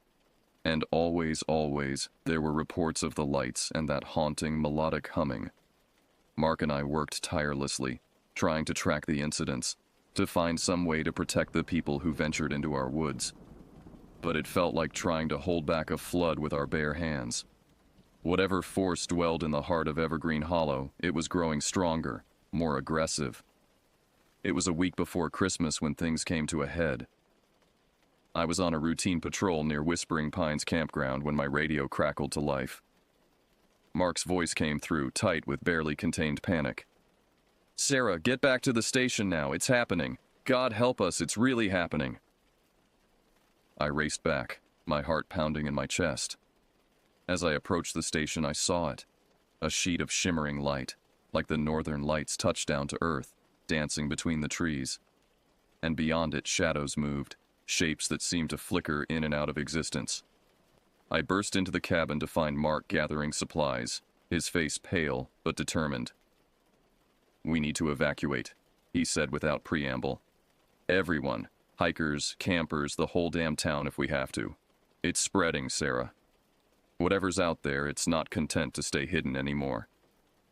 As if to emphasize his point, a low, resonant hum filled the air. I felt it in my bones, in the metal fillings of my teeth, a vibration that seemed to pull at the very fabric of reality. Outside, the light show intensified, colors bleeding and swirling in impossible patterns. We sprang into action, our months of preparation paying off as we coordinated with local authorities, sounding the alarm through every channel available to us. But even as we worked, I couldn't shake the feeling that we were already too late. Reports came in from all over the forest, hikers encountering strange, shimmering barriers that hadn't been there moments before. Campers waking to find their sites surrounded by circles of twisted, whispering trees. An entire scout troop gone missing near the old miners' trail. As night fell, Evergreen Hollow came alive with sound and light. The humming grew louder, accompanied now by a deep, rhythmic thrumming that shook the earth. The sky above the forest blazed with auroral lights, and within their glow, vast shapes moved, things that strained the mind to comprehend. Mark and I stood at the edge of the ranger station's clearing, watching in awe and terror as the forest we knew transformed into something alien and beautiful and deadly. "What do we do now?" I whispered, my voice barely audible over the otherworldly symphony around us. Mark's hand found mine, squeezing tightly. "The only thing we can do," he replied. "We go in, we find the source, and we end this, one way or another." As we gathered our gear, flashlights, ropes, the old silver miner's charms Mark had insisted we carry, I felt a strange calm settle over me. Whatever waited for us in the depths of Evergreen Hollow, whatever cosmic horror had chosen our forest as its playground, we would face it together. With one last look at the cabin that had been our home and sanctuary, Mark and I stepped into the transformed forest. The trees seemed to part before us, branches reaching out like welcoming arms. The humming filled our heads, and with each step, the world we knew fell away. We were entering a realm beyond our understanding, guided by a melody as old as the earth itself. And somewhere, in the dark heart of Evergreen Hollow, the source of it all waited, patient, ancient, and hungry. Our journey into the unknown had begun, and with it, the final chapter of Evergreen Hollow's long, dark history. Whatever the outcome, I knew that by morning, nothing would ever be the same again.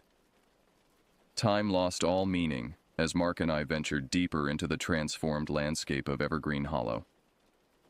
The familiar trails had vanished, replaced by twisting paths that seemed to shift and change with each step. Trees groaned and swayed, their branches intertwining overhead to form cathedral-like arches that pulsed with an inner light. The humming was constant now, a physical presence that pressed against our skin and reverberated in our chests. It was joined by other sounds, whispers in languages too old for human tongues, the skittering of unseen creatures in the underbrush, and occasionally, heart-wrenchingly, the distant cries of those who had been lost to the forest's embrace. We walked for what felt like hours, guided by some instinct we couldn't name. The silver charms Mark had given us grew warm against our skin, vibrating in harmony with the forest's song. Whether they were protecting us or leading us further into danger, I couldn't say. As we pushed on, the forest around us became increasingly surreal. Flowers bloomed and withered in seconds, their petals shimmering with impossible colors. The ground beneath our feet alternated between solid earth and something softer, almost flesh-like in its give. More than once I caught glimpses of movement in the corner of my eye, shapes that defied description, gone the moment I turned to look. It was Mark who spotted it first, a clearing ahead, bathed in a pulsing violet light. As we approached, the humming grew to a fever pitch, and I felt a pressure building behind my eyes, as if my skull couldn't contain the vastness of what we were about to witness.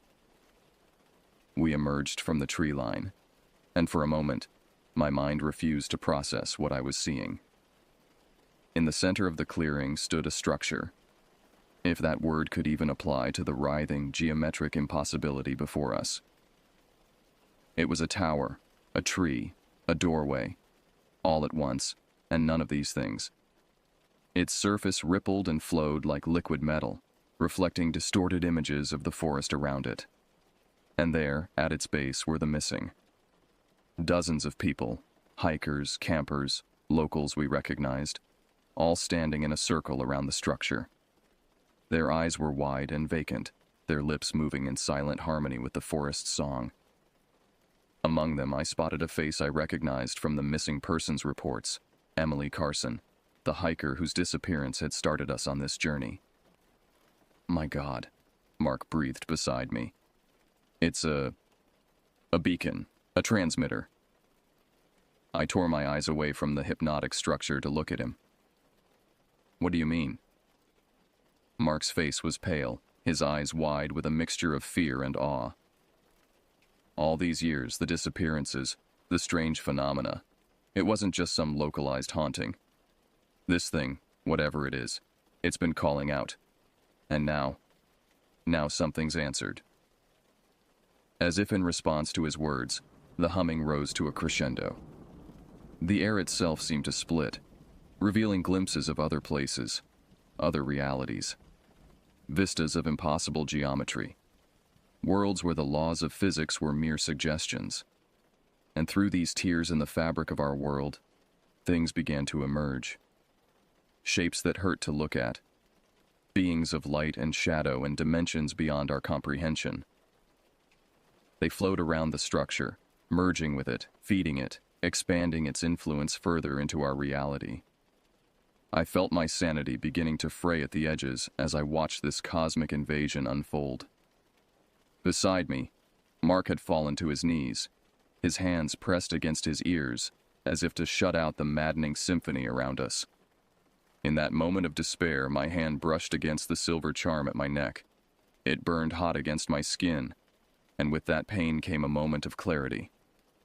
I remembered why we had come here, what we had sworn to protect. "Mark!" I shouted over the din, pulling him to his feet. "We have to shut it down. We have to find a way to close the gateway." He looked at me, his eyes slowly focusing. "The charms," he said, realization dawning. "The old stories. Silver was always a ward against the otherworldly. Maybe." We didn't need to finish the thought. Moving as one, we charged towards the structure, pushing past the circle of entranced people. The closer we got, the more reality seemed to warp and bend around us. Each step was a battle against forces that didn't want us there, energies that threatened to unmake us at a molecular level. But we pressed on, our hands clasped tight, the silver charms burning like stars against our skin. As we reached the base of the structure, we felt a resistance, like pushing against an invisible barrier. "Together," I gasped, and Mark nodded. We pressed our charms against the flowing surface of the structure. For a moment, nothing happened. Then, with a sound like reality itself tearing, a crack appeared in the metallic surface. Light poured out. Not the sickly violet of before, but a pure, blinding radiance. The humming turned to a scream, a sound of rage and loss that shook the earth and sky. The tears in reality began to close, the otherworldly beings retreating in a frenzy of motion and color. All around us, the enslaved people fell to the ground, strings cut, the spell broken. Mark and I held on, even as the light threatened to overwhelm us, even as we felt our very beings starting to unravel under the assault of energies never meant for our world. We poured everything we had, our duty, our love for the forest, our determination to set things right, into the silver charms. And then, with a final earth-shattering boom, it was over. The clearing fell silent. The impossible structure collapsed in on itself, folding away into dimensions we couldn't perceive. The unnatural light faded, leaving only the pale illumination of a winter dawn. Mark and I found ourselves on the ground, our bodies aching, our minds struggling to process what we'd just experienced. All around us, the former captives of the forest were stirring, confused and disoriented, but alive. As we helped each other to our feet, I looked out at the forest beyond the clearing. The trees stood silent and still, no longer swaying to an alien rhythm. The oppressive atmosphere that had hung over Evergreen Hollow for so long had lifted, leaving behind a sense of peace I hadn't felt since I first arrived. "Is it over?" I asked, my voice hoarse. Mark surveyed the clearing, his eyes lingering on the spot where the impossible structure had stood. "I think so," he said slowly. "At least for now." As the sun rose higher, casting long shadows through the trees, we began the monumental task of accounting for everyone who had been caught in the forest's thrall. There were tears, confusion, and no small amount of fear as people tried to reconcile their last clear memories with the reality of where they now found themselves. Emily Carson, the hiker whose disappearance had started us on this journey, was among the survivors. Her eyes were haunted, and she spoke little, but she was alive. A small miracle in the face of what we'd endured. It took days to evacuate everyone from the forest. Search and rescue teams were called in, along with medical personnel and a host of government officials who seemed both skeptical of and disturbed by the stories they were hearing. Mark and I found ourselves in endless debriefings, trying to explain the inexplicable without sounding like we'd lost our minds. In the end, the official report cited a mass hallucination caused by an unidentified environmental toxin. It was easier for them to believe in a scientific, if unlikely, explanation than to face the reality of what had nearly broken through into our world. But for those of us who had been there, who had felt the pull of that otherworldly song and seen the impossible made real, we knew the truth. Evergreen Hollow would never be the same for us. In the months that followed, life in the forest slowly returned to normal, or as normal as it could be. The strange phenomena ceased, the disappearances stopped, and gradually visitors began to return to the park. Mark and I stayed on as rangers, feeling a duty to protect the forest and its secrets. We became the unofficial guardians of Evergreen Hollow, always watchful for any signs that the boundary between worlds might be thinning once again. 1 year to the day after our confrontation in the clearing, Mark and I hiked out to the site where it had all ended. The forest was peaceful, alive with the sounds of birds and rustling leaves. But as we stood there, watching the sun set through the trees, I felt it. The faintest echo of that haunting melody, like a distant memory. Mark's hand found mine, squeezing gently. "Do you think it'll ever come back?" I asked, voicing the fear that had lingered in both our minds. He was quiet for a long moment before answering. "I don't know, Sarah. But if it does, we'll be ready." As we turned to head back to the ranger station, I caught a glimpse of something out of the corner of my eye. A shimmer in the air, gone so quickly I might have imagined it. But the silver charm around my neck grew warm, just for an instant. Evergreen Hollow had changed us, marked us. We had faced the unknown and emerged, if not unscathed, then at least alive and aware. Whatever might come in the future, whatever cosmic horrors might once again set their sights on our small corner of the world, we would stand as the first line of defense. For now, though, the forest was quiet. The whispers had faded to silence. The impossible geometries had retreated to realms beyond our perception. But in the rustling of leaves, in the shadows cast by the setting sun, the memory of what had been, and what might be again, lingered. As Mark and I walked the familiar trail back to the station, I found myself humming softly, not the alien melody that had nearly unmade our world, but a gentler tune, a counterpoint to the forest's song. It was a reminder and a promise. We were here, we were watchful, and we were ready. The sun dipped below the horizon, and Evergreen Hollow settled into the peace of a normal winter's night. But both Mark and I knew that normalcy was an illusion, as fragile as the veil between worlds. In the heart of the forest, in the depths of the old silver mines, in the very fabric of reality that had been stretched and torn, the echoes of our encounter remained.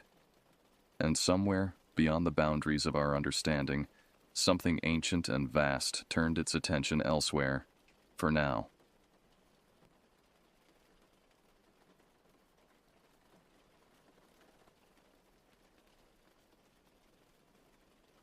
I've spent countless nights trying to write this story, but the words never seemed right. How do you explain something that defies explanation? How do you convince others that the monsters hiding in the shadows of their imagination might be real? After 5 years of silence, I finally feel ready to share what happened during that fateful weekend in the Chugach National Forest. Maybe by putting it down on paper, I can finally start to heal. Or maybe, just maybe, someone else has seen what I saw. My name is Marcus Chen, and until 2019, I was the regional manager for a successful chain of restaurants in Flagstaff, Arizona. It was a good life, demanding but rewarding. I had moved there from Seattle after college, drawn by the perfect balance of urban amenities and access to nature. The majestic San Francisco peaks were my weekend playground, and I spent most of my free time hiking, camping, and photographing the wilderness. That's how I met Alton Graves. We were both taking photos of the sunset from Humphreys Peak when we struck up a conversation about camera gear. Alton worked in finance, managing portfolios for high-net-worth clients, but his real passion was outdoor photography. He had this infectious enthusiasm about him, always planning the next adventure or scouting new locations. Despite our different backgrounds, we clicked immediately. Over the next few years, Alton and I became close friends, bonding over our shared love of the outdoors. We'd often meet up for weekend hikes or photography trips, pushing each other to explore more challenging trails and remote locations. Alton was the kind of friend who could make any situation fun. Even when we got caught in a sudden thunderstorm during a backcountry camping trip, he managed to keep our spirits up with his ridiculous jokes and stories. "You know what they say about Arizona weather," he'd quip, wringing water from his shirt. "If you don't like it, wait 5 minutes. If you do like it, wait 5 minutes anyway. Looking back, I think that's what made his disappearance so hard to accept. Alton wasn't just some reckless adventurer who got in over his head. He was experienced, cautious, and well-prepared. He knew the risks of outdoor activities and always took appropriate precautions. What happened to him, what we encountered in those woods, wasn't natural. It wasn't something we could have prepared for.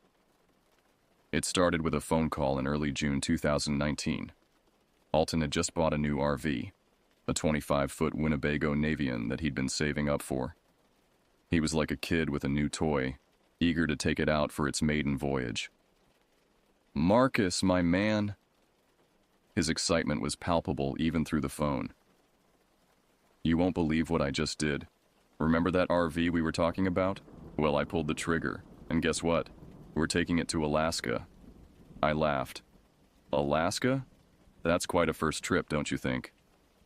Go big or go home, right? Look, I've got it all planned out. I found this amazing spot in the Chugach National Forest. It's off the beaten path, absolutely gorgeous, perfect for photography. What do you say? 2 weeks from now?" I should have said no. I had responsibilities at work, projects that needed attention.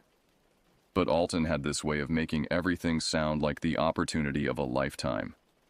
Plus, I'd always wanted to visit Alaska, and the thought of exploring it with an experienced outdoor companion was appealing.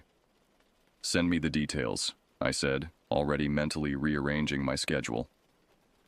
Over the next 2 weeks, we planned every aspect of the trip. Alton had chosen a remote area near Eklutna Lake, about 2 hours from Anchorage. The spot wasn't on any tourist maps, which appealed to our desire for solitude and unspoiled wilderness. We researched the terrain, weather patterns, and local wildlife. We made lists of supplies, double-checked our gear, and studied topographical maps of the area. I remember sitting in my apartment the night before the trip, going through my checklist one final time. Camera gear, hiking boots, warm clothes, first aid kit. Everything a seasoned outdoorsman would need for a weekend in the wilderness. What I didn't pack, what I couldn't have known to pack, was protection against something that shouldn't exist. We met at the Anchorage airport on a Friday morning. Alton was waiting in his new RV, practically bouncing with excitement. The vehicle still had that new car smell, its white exterior gleaming in the early morning sun. We loaded my gear, and soon we were heading east on the Glen Highway, the Chugach Mountains rising before us like ancient guardians. The drive was stunning. The highway wound through valleys carved by glaciers, past rushing rivers and dense forests. Alton kept up a running commentary about the places he wanted to photograph, the hikes we could take, the adventures waiting to be had. I sat in the passenger seat, taking in the magnificent landscape and trying to capture some of it with my camera. "You know what's crazy?" Alton said as we turned onto a Forest Service road. "There are still parts of these mountains that haven't been fully explored, places where no human has ever set foot." I remember thinking how romantic that sounded, the idea of truly unexplored wilderness in our modern world. Now, that thought fills me with dread. Some places remain unexplored for a reason. The Forest Service road eventually became a dirt track, forcing us to slow to a crawl. After about an hour of careful driving, we reached our destination, a small clearing near a pristine lake. The spot was perfect. Level ground for the RV, easy access to water, and surrounded by towering spruce trees that provided natural privacy. We spent the afternoon setting up camp and exploring the immediate area. The lake was crystal clear, reflecting the mountains like a mirror. The air was crisp and clean, carrying the scent of spruce needles and wild herbs. We saw signs of wildlife, moose tracks near the water's edge, eagle nests in the taller trees, but nothing unusual. Nothing to suggest that this peaceful scene would soon become the setting for our nightmare. As the sun began to set, we built a campfire and settled in with our cameras to capture the changing light. The sky put on a spectacular show, painting the clouds in shades of pink and gold. Alton was in his element, moving around to find the perfect angle, experimenting with different exposures. "This is what it's all about," he said, reviewing his shots. "Just us, nature, and endless possibilities." I wish I could go back to that moment. I wish I could warn us about what was coming. But all I can do now is remember how perfect everything seemed. How completely unaware we were of the horror that lurked in those woods. That first night we stayed up late, sharing stories around the campfire and planning our hikes for the next day. The forest was alive with familiar nighttime sounds, the hoot of owls, the rustle of small animals in the underbrush, the gentle lapping of waves against the shoreline. Looking back, I realized these normal sounds were nature's last gift to us before everything changed. I woke sometime in the middle of the night to complete silence. Not the peaceful quiet of a sleeping forest, but an absolute absence of sound that felt wrong, oppressive. Even the constant whisper of wind through the trees had stopped. In the RV's darkness, I lay perfectly still, listening to my own heartbeat and trying to understand what had woken me. Then I heard it, a sound so alien it made my skin crawl. It was like someone dragging something heavy through the underbrush, but with an odd rhythmic quality that suggested purpose. The sound moved in a circle around our campsite, staying just beyond the reach of our solar-powered perimeter lights. I wanted to wake Alton, but something kept me frozen in place. Maybe it was fear, or maybe some primitive part of my brain recognized that drawing attention to ourselves would be dangerous. After what felt like hours, but was probably only minutes, the normal forest sounds gradually returned. I eventually drifted back to sleep, convincing myself it had been a dream. The next morning, I didn't mention what I'd heard. The sun was bright, the air was crisp, and my night terrors seemed silly in the light of day. We had breakfast outside, planning our first real expedition into the surrounding wilderness. "I want to check out that ridge," Alton said, pointing to a rocky outcropping about 3 miles from camp. "The view of the lake should be spectacular from up there." We packed day bags with water, snacks, first aid supplies, and our camera gear.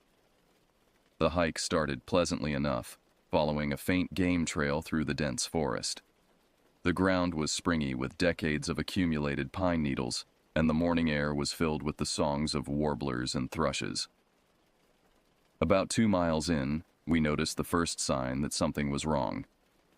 The trail led us into a small clearing where every tree had been marked with deep, parallel gouges, too high and too wide to be from a bear. The marks were fresh, the exposed wood still oozing sap. "What do you make of this?" I asked, running my hand over one of the gouges. The cuts were clean and deliberate, almost like someone had used a giant rake. Alton frowned, studying the patterns. "Could be territorial marking from a large predator, but I've never seen anything quite like this." We should have turned back then. Every instinct was screaming that these marks were a warning, a boundary line we weren't meant to cross. But curiosity and stubborn rationality pushed us forward. After all, we were experienced outdoorsmen. We had bear spray, emergency beacons, and years of wilderness experience between us. What we didn't have was any frame of reference for what we were about to encounter.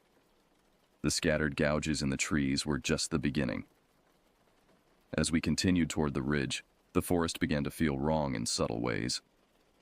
The trees grew closer together, their branches intertwining overhead to create a natural tunnel that seemed to draw us deeper into the wilderness. The air became noticeably cooler, and an odd mist clung to the ground despite the afternoon sun. Then we found the bone. At first glance, it looked like a typical deer leg bone, bleached white by sun and weather. But as Alton picked it up to examine it, we both realized something was off. The bone was too long, too straight, and the joint at one end was shaped all wrong. Most disturbing were the marks along its length, not teeth marks from scavengers, but precise parallel grooves that appeared to be some kind of writing. "This isn't right," Alton muttered, turning the bone in his hands. "Look at these markings. They're deliberate." I took out my camera, snapping several close-up shots of the strange symbols. They didn't match any Native American or modern writing system I'd ever seen. The patterns seemed to shift and change even as we looked at them, like an optical illusion. "We should take it with us," Alton suggested. "Show it to someone who might know what it is." I disagreed. Something about the bone made my skin crawl, and the idea of carrying it out of the forest felt dangerous. While we debated what to do, the wind picked up, carrying with it a smell that made us both gag. A sickly sweet odor of decay mixed with something else, something chemical and alien. "We need to go," I said, suddenly certain we were being watched. "Now."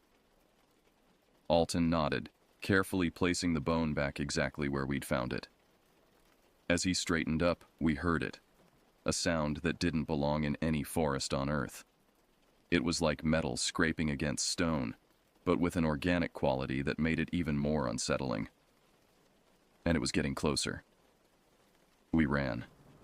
Not the measured jog of experienced hikers retracing their steps, but the blind panic of prey fleeing a predator. Branches whipped at our faces as we crashed through the undergrowth, the strange metallic sound pursuing us with deliberate patience. I lost my footing on a moss-covered log and went down hard. Alton helped me up, but those few seconds were enough. The thing that had been following us finally revealed itself. It emerged from between two ancient spruces, moving with an impossible fluidity for its size. The creature stood at least 9 feet tall, its body a nightmare amalgamation of features that shouldn't exist together. The basic shape was humanoid, but that's where any resemblance to humanity ended. Its limbs were too long, jointed in extra places, and ended in hands with far too many fingers. The skin was a mottled gray-green that seemed to shift and ripple like oil on water. But it was the face, or rather the absence of one, that turned my blood to ice. Where a face should have been, there was only a smooth, reflective surface that somehow gave the impression of watching, analyzing, hungry. Alton's camera clicked rapidly. Even in the face of absolute terror, his photographer's instincts took over. The sound seemed to agitate the creature. It tilted its head at an impossible angle, and that smooth faceplate split open vertically, revealing rows of crystalline structures that might have been teeth. "Run!" I screamed, pulling Alton away as the creature lunged forward with frightening speed. We fled through the forest, no longer caring about direction or trail markers. The thing pursued us with an almost playful leisure, sometimes drawing close enough that I could hear a wet clicking sound coming from its open faceplate, then falling back again. It was toying with us. The chase ended at the edge of a steep ravine. Below, a rocky stream cut through the forest floor, the water looking shallow but fast-moving. Behind us, the creature emerged from the trees, moving with that fluid grace that defied its size. "The water," Alton gasped. "We have to jump." Before I could respond, the creature made a sound. Not the metallic scraping from before, but something that might have been language. The syllables felt wrong in my ears, like they were bending reality around them. Alton turned toward the sound, his expression changing from fear to something else. Fascination. "Alton, don't!" But he took a step toward the creature, his camera still raised. The thing reached out with one of its many-fingered hands, and I watched in horror as Alton took another step forward, as if drawn by an invisible force. I grabbed his jacket, pulling him back, but he shrugged me off. "Wait," he said, his voice dreamy and distant. "I need to see." The creature moved with sudden, explosive speed. One moment it was at the edge of the clearing, the next it was on us. I felt something sharp slice across my chest as I dove to the side. Alton wasn't as lucky. The creature wrapped its long fingers around him, lifting him off the ground with terrible gentleness. I did the only thing I could. I jumped into the ravine. The last thing I heard before hitting the water was Alton's voice, no longer dreamy but filled with terror, calling my name. I don't remember much about the journey downstream. The current pulled me along, bouncing me off rocks and fallen trees. When I finally managed to drag myself onto the bank, I was miles from our campsite, soaked, bleeding, and alone. The cut on my chest wasn't deep, but it burned like acid. By the time I made it back to civilization, the wound had developed a strange iridescent quality that persists to this day. Doctors have been unable to explain it, and sometimes I swear I can see the marks shifting, forming patterns like the ones on that bone. The official search for Alton lasted 3 weeks. They found our campsite undisturbed, the RV still parked by the lake. My camera had been destroyed in the fall, but they recovered Alton's from where he'd dropped it during the attack. Every photo from that day was corrupted, just blurry static where the creature should have been. The police eventually ruled it a missing persons case, probably death by misadventure. They suggested a bear attack, or that Alton had fallen into the river somewhere upstream. Only a few people saw the strange marks on my chest, and none of them could explain them. I tried to move on with my life. I left my job in Flagstaff, unable to bear the constant questions about what had happened to Alton. I moved to a small town in Oregon, took a less demanding position, and tried to forget. But the dreams won't let me forget. In them, I see Alton being carried away by that creature, disappearing into the dark forest.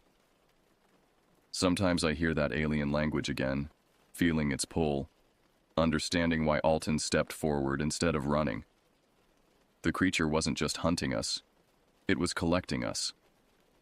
I've spent years researching similar incidents, looking for patterns.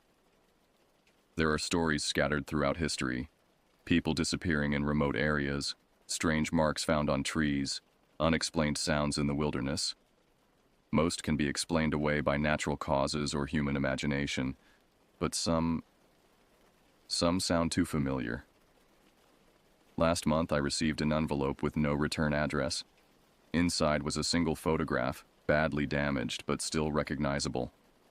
It showed a familiar bone with strange markings lying on forest ground. The postmark was from a small town near the Chugach National Forest. I know what you're thinking, that I should take this to the authorities. But what would I tell them? That my friend was taken by some impossible creature in the Alaskan wilderness? That I've spent 5 years trying to understand what happened that day? That I'm considering going back? Because I am considering it. The thing that took Alton is still out there. Maybe it's still in those woods waiting. Maybe there are more of them, spread throughout the remote places of the world. And maybe, just maybe, someone else has seen what I saw and lived to tell about it. So I'm sharing this story now, not just as a warning, but as a call to others who might have encountered something similar. If you've seen strange marks on trees, found bones with shifting symbols, or heard sounds that shouldn't exist in nature, you're not alone. But if you're planning a trip into the remote wilderness, remember this. When the forest goes quiet, when you feel eyes watching you from a face that isn't a face, don't stop to take pictures. Don't listen if it speaks. Just run. Because the harbinger is real. It's out there, collecting specimens for some purpose we can't understand. And the next person it takes might be you.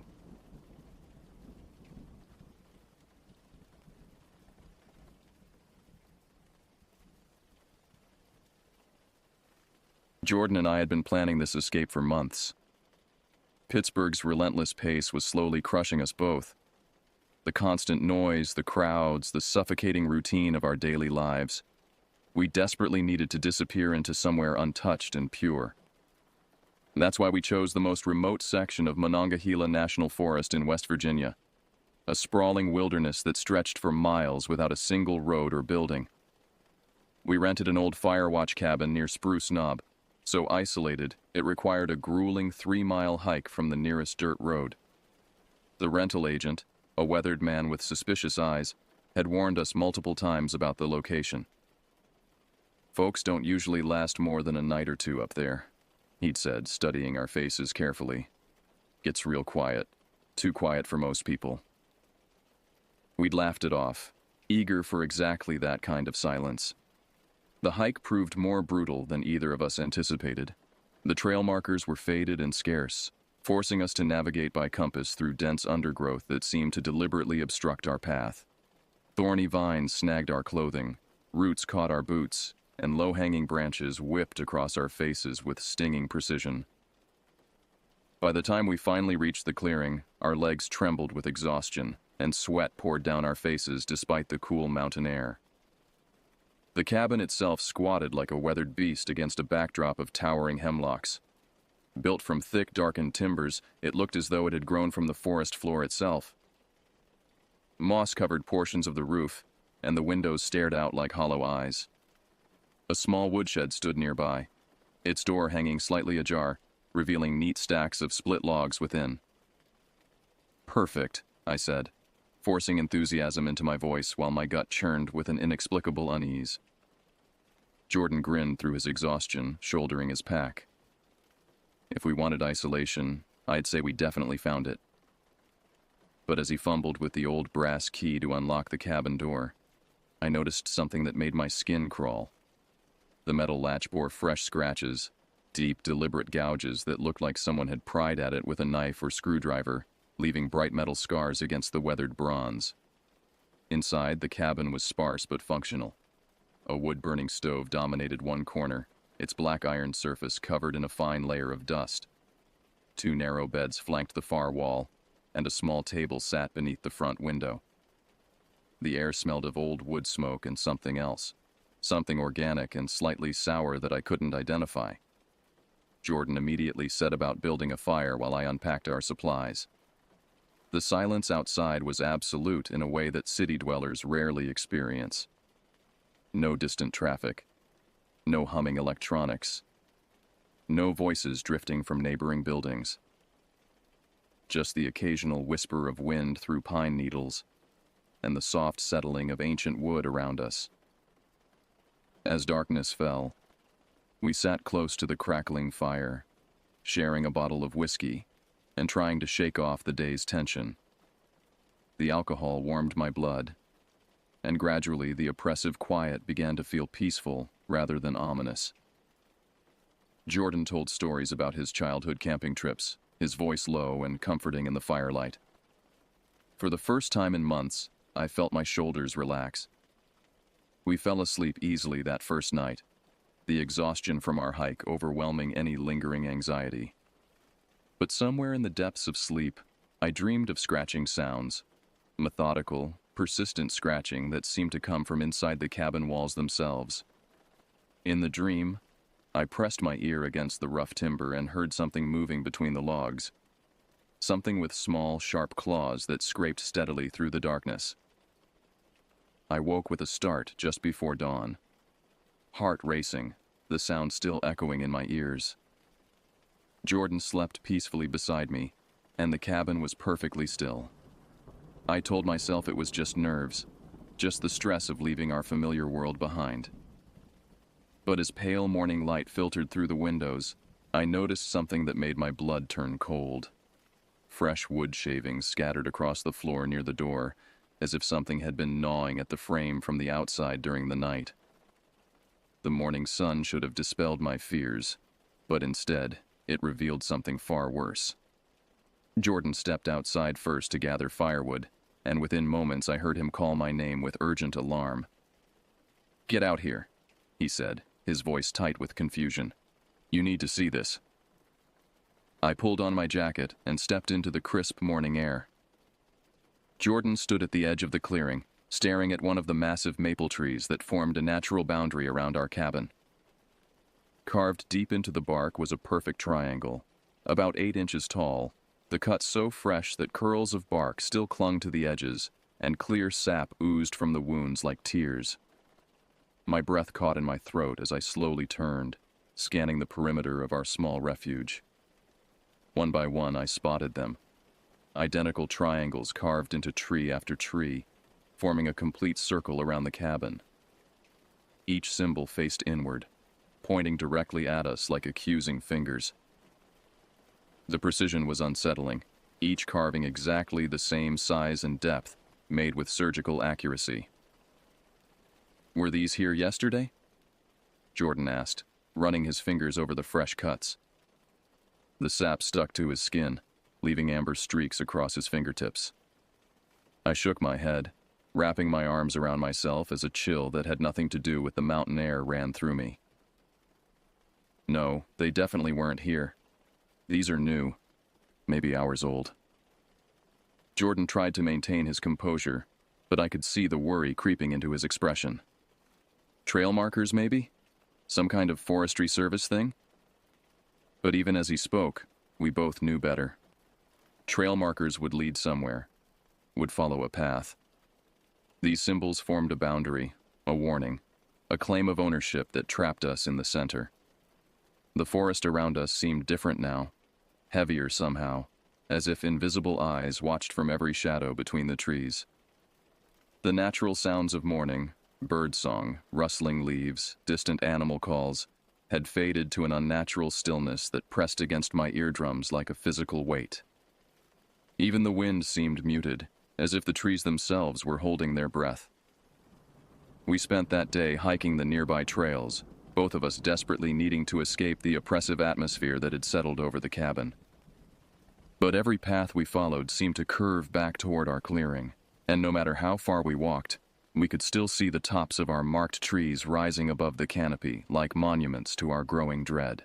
As evening approached, we hurried back, neither wanting to admit how anxious we felt about spending another night in that place. The carved triangles seemed even more prominent in the fading light, their edges catching the last rays of sun and glowing like fresh wounds against the dark bark. Inside the cabin, Jordan rebuilt the fire while I prepared a simple dinner from our canned supplies. The familiar domestic routine should have been comforting, but my hands shook as I worked, and every small sound, the pop of settling logs, the creak of old timber, the whisper of wind around the eaves made me jump. Jordan noticed my nervousness and tried to lighten the mood with jokes, but his laughter sounded forced and hollow in the confined space. Full darkness came early in the mountains, and with it came the sounds. At first, just soft tapping against the cabin walls, irregular, hesitant, like someone testing the strength of the structure with gentle probes. I froze mid-sentence, my fork halfway to my mouth, as the tapping moved from one wall to another in a slow, deliberate circuit of our refuge. "Jordan," I whispered, barely breathing the words. "Someone's outside." He was on his feet instantly, all pretense of calm abandoning him. We sat in perfect stillness, straining our ears as the soft percussion continued its methodical journey around the cabin. Whatever was making the sound was taking its time, pausing at each window, each corner, each potential point of entry. The tapping had a purposeful quality that spoke of intelligence, of planning, of something that understood exactly what it was doing. Jordan grabbed the heavy flashlight from the table and moved silently to the door. His hand trembled slightly as he reached for the latch, and I could see sweat beading on his forehead despite the cool night air. "Stay back," he mouthed to me, then yanked the door open and swept the powerful beam across the clearing. The light revealed nothing but empty darkness between the marked trees. No movement, no footprints in the soft earth, no sign of whatever had been circling our shelter like a predator testing its prey. But the absence of evidence felt more sinister than discovering an intruder would have. At least then we would have known what we were dealing with. We barricaded ourselves inside after that, pushing the heavy table against the door and wedging chairs under the window latches. Neither of us spoke about what we were really thinking. That something was hunting us, something that knew these woods far better than we ever could. The fire burned low as we huddled together on one of the narrow beds, listening to every creak and whisper in the darkness outside. Dawn came as a mercy, though I'm not sure either of us actually slept. We moved around each other in the small space like ghosts, making coffee and eating breakfast in tense silence. The morning light revealed no new carvings on the trees, no disturbances in the clearing, nothing to validate our terror from the night before. But the absence of evidence only made things worse, suggesting that whatever was stalking us was far more cunning than we'd feared. "I'm going to check the woodshed," Jordan said, his voice hoarse from exhaustion and stress. "Maybe there's something in there that explains what's going on." I wanted to tell him not to go alone, but the words stuck in my throat. The shed was only 20 feet away, visible from the cabin windows. What harm could there be? I watched through the dusty glass as he crossed the clearing and pulled open the wooden door. For a moment he stood perfectly still in the doorway, his body rigid with shock. Then he turned back toward me, his face drained of all color, and gestured frantically for me to join him. My legs felt unsteady as I walked across the clearing, dread building with each step. The shed smelled of aged wood and something else, something organic and unpleasant that caught in the back of my throat.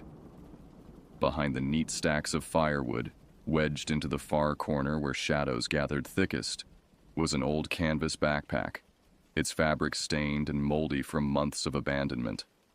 Jordan's hands shook as he opened it, revealing the pathetic remnants of someone else's wilderness adventure.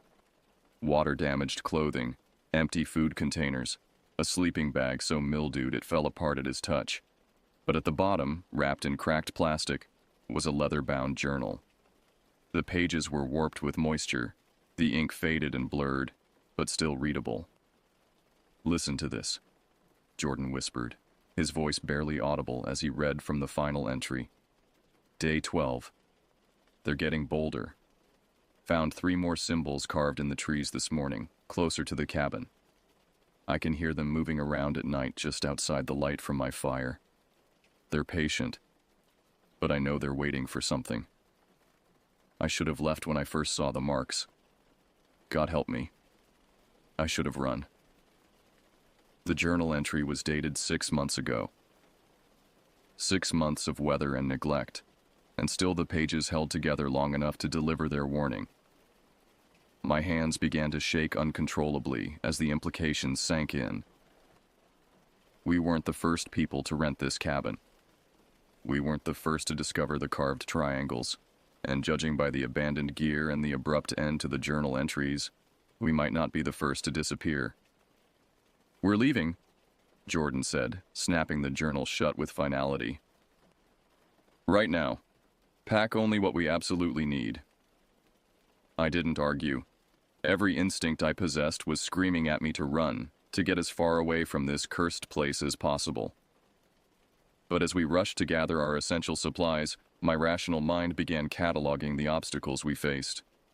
The nearest road was 3 miles away through dense forest, along poorly marked trails that had been difficult enough to navigate in daylight with full packs and fresh legs.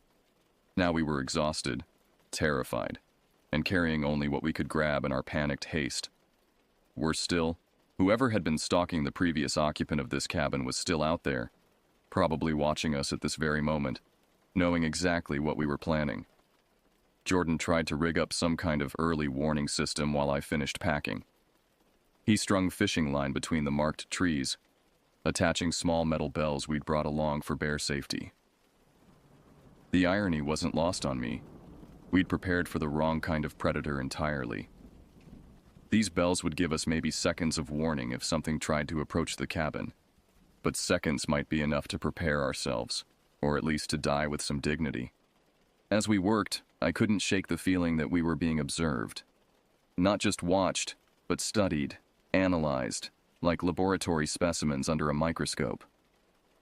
The forest around us seemed to pulse with hidden intelligence, every tree a potential hiding place, every shadow a possible threat. My skin crawled with the certainty that eyes were tracking our every movement, cataloging our preparations, planning their response. "We'll wait until first light," Jordan decided, checking his watch with a grim expression. Trying to navigate those trails in the dark would be suicide, especially if something follows us. The logic was sound, but the thought of spending another night in this place made my stomach turn. 8 more hours of darkness, 8 more hours of vulnerability, 8 more hours for whatever was out there to make its move. We retreated inside the cabin and reinforced our barricades, stacking every piece of furniture we could move against the door and windows. The space felt like a tomb, airless and suffocating, our own shallow breathing unnaturally loud in the oppressive silence. Jordan fed more wood to the fire, building it higher than necessary, as if the flames could hold back whatever darkness was gathering outside. The journal lay open on the table between us, its water-stained pages flickering in the firelight like ancient prophecies. Neither of us spoke about what we'd read, but the implications hung in the air like smoke. Someone else had sat in this same room, felt this same crushing dread, made these same desperate preparations. And tomorrow, searchers would find our abandoned belongings mixed with theirs, adding our story to whatever growing collection of mysteries these woods held. The bells rang at exactly 2:17 in the morning, a single clear note that cut through the darkness like a blade. Jordan was on his feet instantly, flashlight in hand, while I pressed myself against the back wall, heart hammering so hard I was sure it could be heard outside. He crept to the window and peered through a gap in our barricade, his face illuminated by the pale beam of light. "The lines are cut," he whispered, his voice tight with controlled panic. Clean cuts, like they knew exactly where to slice. The professional precision of it was somehow more terrifying than if the lines had been torn or broken by accident. We weren't dealing with random vandals or curious animals. Something intelligent was out there. Something that understood our defensive measures and had countered them with surgical efficiency. I wanted to run immediately to burst through our barricades and flee into the night, but Jordan grabbed my arm firmly. "If we leave now, they'll be ready for us," he said, his eyes reflecting the firelight like an animal's. "They want us to panic, to make mistakes. We wait for dawn, stick to the plan." But even as he spoke, I could see the doubt creeping into his expression. The plan had been made when we still believed we might be dealing with pranksters or squatters. Now we knew better. The next few hours stretched like an eternity. We took turns keeping watch while the other tried to rest, but neither of us managed anything approaching actual sleep. Every sound outside, wind moving through branches, the settling of old wood, the distant call of a night bird, sent adrenaline coursing through our systems. By the time pale gray light began filtering through the windows, we were both running on pure nervous energy, our reserves of strength depleted by hours of sustained terror. "Time to go," Jordan said as soon as the forest became visible in the dawn light. We shouldered our packs and dismantled our barricades with shaking hands, every movement deliberate and quiet. The clearing outside looked peaceful in the soft morning glow, almost innocent. But the ring of marked trees served as a constant reminder that we were still trapped within someone else's territory. We moved toward the trailhead, keeping close together, our eyes constantly scanning the forest around us. That's when I saw them.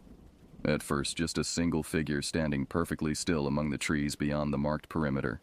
Shirtless, wearing what looked like roughly sewn animal hide pants, his skin pale as birch bark in the morning light. He didn't move or call out, just watched us with the patient intensity of a predator evaluating its prey. Then I noticed the others. They seemed to materialize from the shadows between trees, stepping forward just enough to become visible. Men and women of various ages, all wearing the same primitive clothing, all standing with that same unnatural stillness that spoke of infinite patience and absolute confidence. They formed a loose semicircle blocking our path to the trail, close enough that I could see the details of their faces. Sharp cheekbones, sunken eyes, expressions devoid of any recognizable human emotion. "Run," Jordan whispered, his voice barely audible. "Now." We plunged into the forest, crashing through undergrowth with all the stealth of stampeding cattle. Behind us, I heard no pursuit, no shouting, no breaking branches, no pounding footsteps. Just that terrible silence that had characterized everything about this nightmare. They didn't need to chase us frantically because they knew these woods better than we knew our own neighborhood streets. They could afford to be patient. Jordan grabbed my hand as we reached the creek we'd crossed during our initial hike, its cold water shocking against our overheated skin. "Follow the water downstream," he gasped, pulling me into the current. "If we get separated, keep following the creek. No matter what happens, don't stop moving." The icy stream numbed my feet almost immediately, but the current helped carry us forward faster than we could have managed on land. Behind us, somewhere in the forest we'd just abandoned, a sharp whistle pierced the morning air, A single haunting note that seemed to hang in the silence long after it ended. It was a signal, a communication between hunters who had no need for words. That's when they came.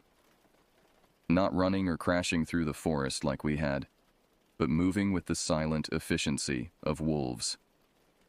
Shadows appeared between the trees on both sides of the creek, keeping pace with us effortlessly. I caught glimpses of faces, of bodies moving with inhuman grace through dense undergrowth that should have been impossible to navigate so quietly. A figure burst from the brush directly ahead of us, forcing us to veer toward the bank. In that moment of chaos, Jordan's hand slipped from mine. I heard him shout for me to keep running, heard sounds of struggle behind me, but I followed his earlier instructions and kept moving downstream. Tears blurred my vision as I stumbled through the shallow water, every step taking me further from the only person who might have helped me survive this horror. I don't know how long I ran through that creek.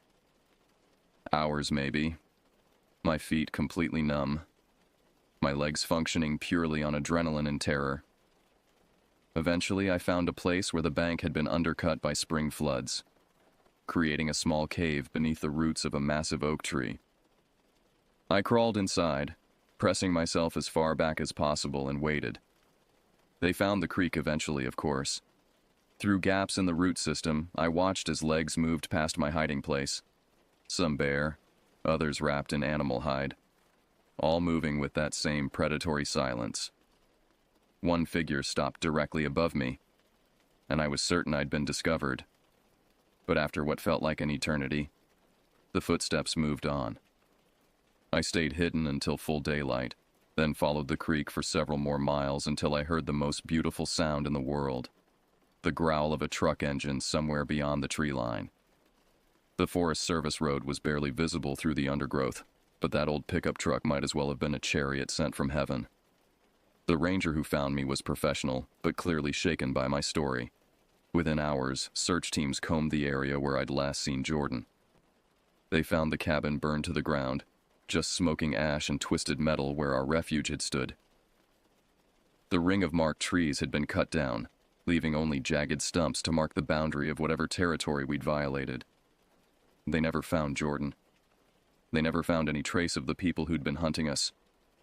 The official report mentioned structural damage from an electrical fire, despite the fact that the cabin had no electricity.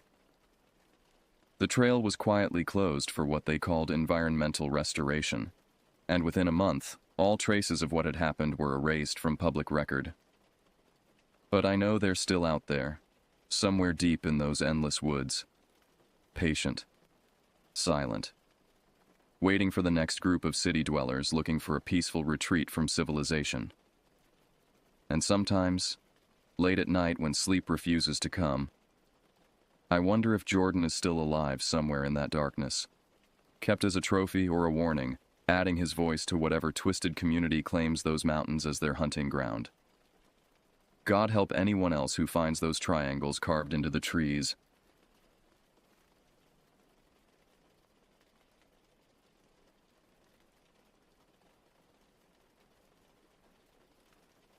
"7 years have passed since the events I'm about to recount, and still, every night when darkness falls, I find myself checking locks twice, peering through curtains at every sound, and questioning the motivations of those closest to me. What happened during those 48 hours in the wilderness of Connecticut changed everything I thought I knew about love, trust, and the capacity for human deception. Her name was Miranda, and for 11 months, she had been the center of my universe. We met through a dating app during the winter months, and by spring, I was convinced I had found my soulmate. Miranda possessed an infectious laugh that could fill a room, eyes that sparkled with what I believed was genuine affection, and a way of making even mundane moments feel special. She worked as a nurse at the local hospital, which only added to my admiration for her caring nature. At 28, I thought I had learned enough about relationships to recognize the real thing when I saw it. My previous relationship had ended badly when I rushed things, so with Miranda, I was determined to take our time. We maintained separate apartments, though I spent most nights at hers. and we had developed a comfortable routine of weekend adventures and quiet evenings together. Miranda often spoke about her need for independence, how previous boyfriends had suffocated her with their constant presence. I respected this completely, believing it showed her maturity and self-awareness. When she suggested we try camping together for the first time, I was thrilled. It felt like a natural progression in our relationship, a sign that she was ready to share more intimate experiences with me. The planning process should have been my first warning. Miranda became obsessively focused on finding the perfect location, spending hours researching campgrounds and reading reviews. She insisted on finding somewhere private and isolated, away from the crowds of families and casual campers. When I suggested a popular state park with good facilities, she became agitated, insisting that wouldn't provide the authentic experience she was seeking. Her behavior during the weeks leading up to the trip grew increasingly erratic, though I rationalized every red flag. She would call me at work multiple times a day, ostensibly to discuss camping preparations, but the conversations often devolved into probing questions about my feelings for her and our future together. When I mentioned casually that my coworker had recommended a different campground, Miranda flew into a rage, accusing me of caring more about other people's opinions than hers. The intensity of her reactions began to unnerve me, but I attributed them to work stress. The hospital had been understaffed, and Miranda often came home exhausted and emotionally drained. I convinced myself that the camping trip would be exactly what she needed to relax and reset. 2 weeks before our departure, Miranda surprised me with an expensive camping gear purchase spree. She bought a high-end tent, sleeping bags, camp chairs, and enough equipment to last a month in the wilderness. When I questioned the expense, she tearfully explained that she wanted everything to be perfect for our first camping adventure together. The vulnerability in her voice melted my concerns, and I helped her organize our supplies with renewed enthusiasm. The final detail that should have alarmed me was Miranda's insistence on bringing both our phones but keeping them turned off to truly disconnect from the world. She painted this as a romantic gesture, a way to focus entirely on each other without the distractions of modern life. I agreed readily, touched by her desire for such intimate quality time together. As our departure date approached, Miranda's excitement seemed to transform into a manic energy that I found both endearing and slightly concerning. She would wake up in the middle of the night to check our packed supplies, making lists and revising our itinerary obsessively. When I suggested she might be overthinking things, she assured me that she simply wanted our first camping experience to be unforgettable. Looking back now, I realize that Miranda's definition of unforgettable and mine were drastically different. She was orchestrating something far more sinister than a romantic getaway, and I was walking blindly into a trap that would shatter my ability to trust my own judgment about the people I love. The drive to the campground took nearly 6 hours, winding through increasingly dense forests that seemed to close in around us with each passing mile. Miranda navigated using a printed map, having insisted we avoid GPS to maintain our digital detox. The further we traveled from civilization, the more animated she became, pointing out wildlife and commenting on the perfect isolation of our destination. The Whispering Pines campground was exactly as advertised, remote, rustic, and sparsely populated. Our reserved spot sat on the extreme edge of the camping area, surrounded on 3 sides by towering evergreens and thick underbrush. The nearest occupied campsite was at least 200 yards away, occupied by an elderly couple who waved politely as we set up our tent. Miranda insisted on handling most of the camp setup herself, claiming she wanted to prove her outdoor competency. I watched her work with practiced efficiency, wondering when she had acquired such camping skills. When I asked, she mentioned learning from her father during childhood trips, though she had never mentioned these experiences before. As evening approached, we prepared dinner over the camp stove. Miranda seemed almost giddy with excitement, constantly touching my arm and making comments about how perfect and private our location was. Her behavior struck me as slightly manic, but I attributed it to enthusiasm about our adventure. The surrounding woods came alive with sounds as darkness fell. Branches creaked in the wind, small animals rustled through the underbrush, and somewhere in the distance, an owl's haunting call echoed through the trees. Miranda snuggled close to me as we sat by our small campfire, whispering about how romantic it was to be so completely alone together. "No one can see us here," she murmured against my ear, her breath warm, but her words somehow chilling. "No one even knows exactly where we are. We could disappear completely, and no one would find us for days." I laughed nervously, suggesting that perhaps we should have left our location with someone, but Miranda dismissed this concern. She reminded me that we had informed the park rangers of our presence, and that her brother knew our general whereabouts. This was news to me, as I didn't recall her contacting anyone about our trip. As we prepared for bed, Miranda became increasingly clingy and affectionate. She kept asking if I was happy, if I loved being here with her, if I could imagine spending the rest of my life sharing adventures like this. Her need for constant reassurance felt desperate in a way that made my stomach tighten with unease. The tent felt smaller than it had appeared in the store, and Miranda's restless energy seemed to fill every inch of the confined space. She tossed and turned for hours, occasionally mumbling in her half-sleep about proving something and making me understand. When I asked if she was okay, she would immediately snap to alertness and ask why I was questioning her. Around 3 in the morning, I was startled awake by what sounded like footsteps circling our tent. The soft crunch of leaves and twigs seemed to move in a deliberate pattern around our campsite. My heart began racing as I strained to identify the source of the sound. Bears were rare in this area, but not unheard of. I reached over to wake Miranda, but found her side of the sleeping bag empty. My blood turned cold as I realized she was gone. The tent zipper was partially open, and cool night air was filtering through the gap. I called her name in a loud whisper, receiving no response except the continued sound of movement in the darkness outside. Grabbing a flashlight, I crawled toward the tent opening and peered into the night. The beam of light revealed nothing but trees and shadows. The footsteps had stopped, replaced by an eerie silence that felt more threatening than the mysterious sounds had been. "Miranda?"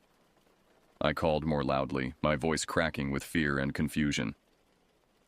"I'm right here," came her voice from directly behind me. I spun around to find her crawling back into the tent, her pajamas damp with dew and small twigs caught in her hair. Her face was flushed, and her eyes held a wild gleam that I had never seen before. "Where were you?" I demanded, my heart still pounding. "Bathroom," she replied simply, but her voice carried a strange tone of satisfaction that chilled me. "You were sleeping so peacefully I didn't want to wake you." I wanted to point out that the bathrooms were in the opposite direction from where I had heard the footsteps, but exhaustion and confusion kept me silent. Miranda snuggled against me with an intensity that felt almost possessive, whispering about how much she loved me and how perfect our little adventure was turning out to be.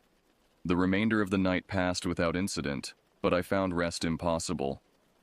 Every sound from the forest seemed amplified and threatening, and Miranda's irregular breathing suggested she wasn't sleeping either. As dawn began to filter through the tent walls, I finally drifted into an uneasy sleep, unaware that the true horror was just beginning. I was torn from sleep by a sound that will haunt me for the rest of my life.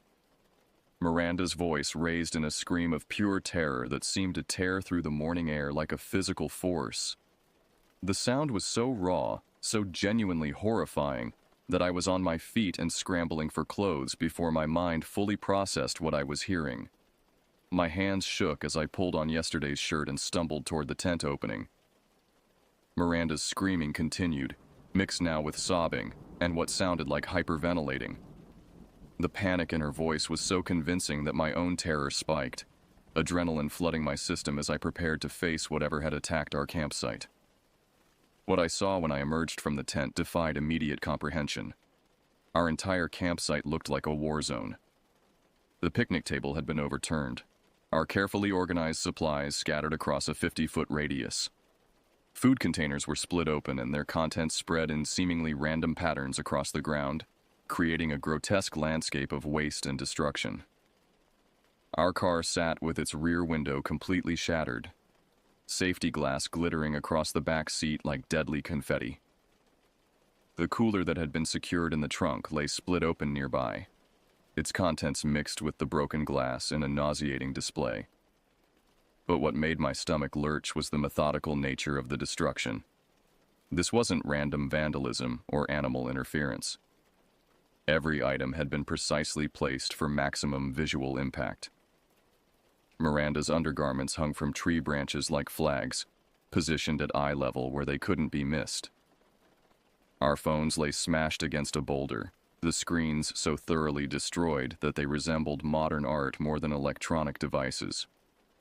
The most disturbing detail was the pattern of the destruction itself. Nothing had been stolen, merely destroyed or displayed. Food had been opened and scattered, but not consumed. Electronics had been carefully dismantled rather than simply broken. It was as if someone had wanted to create the maximum psychological impact with their vandalism.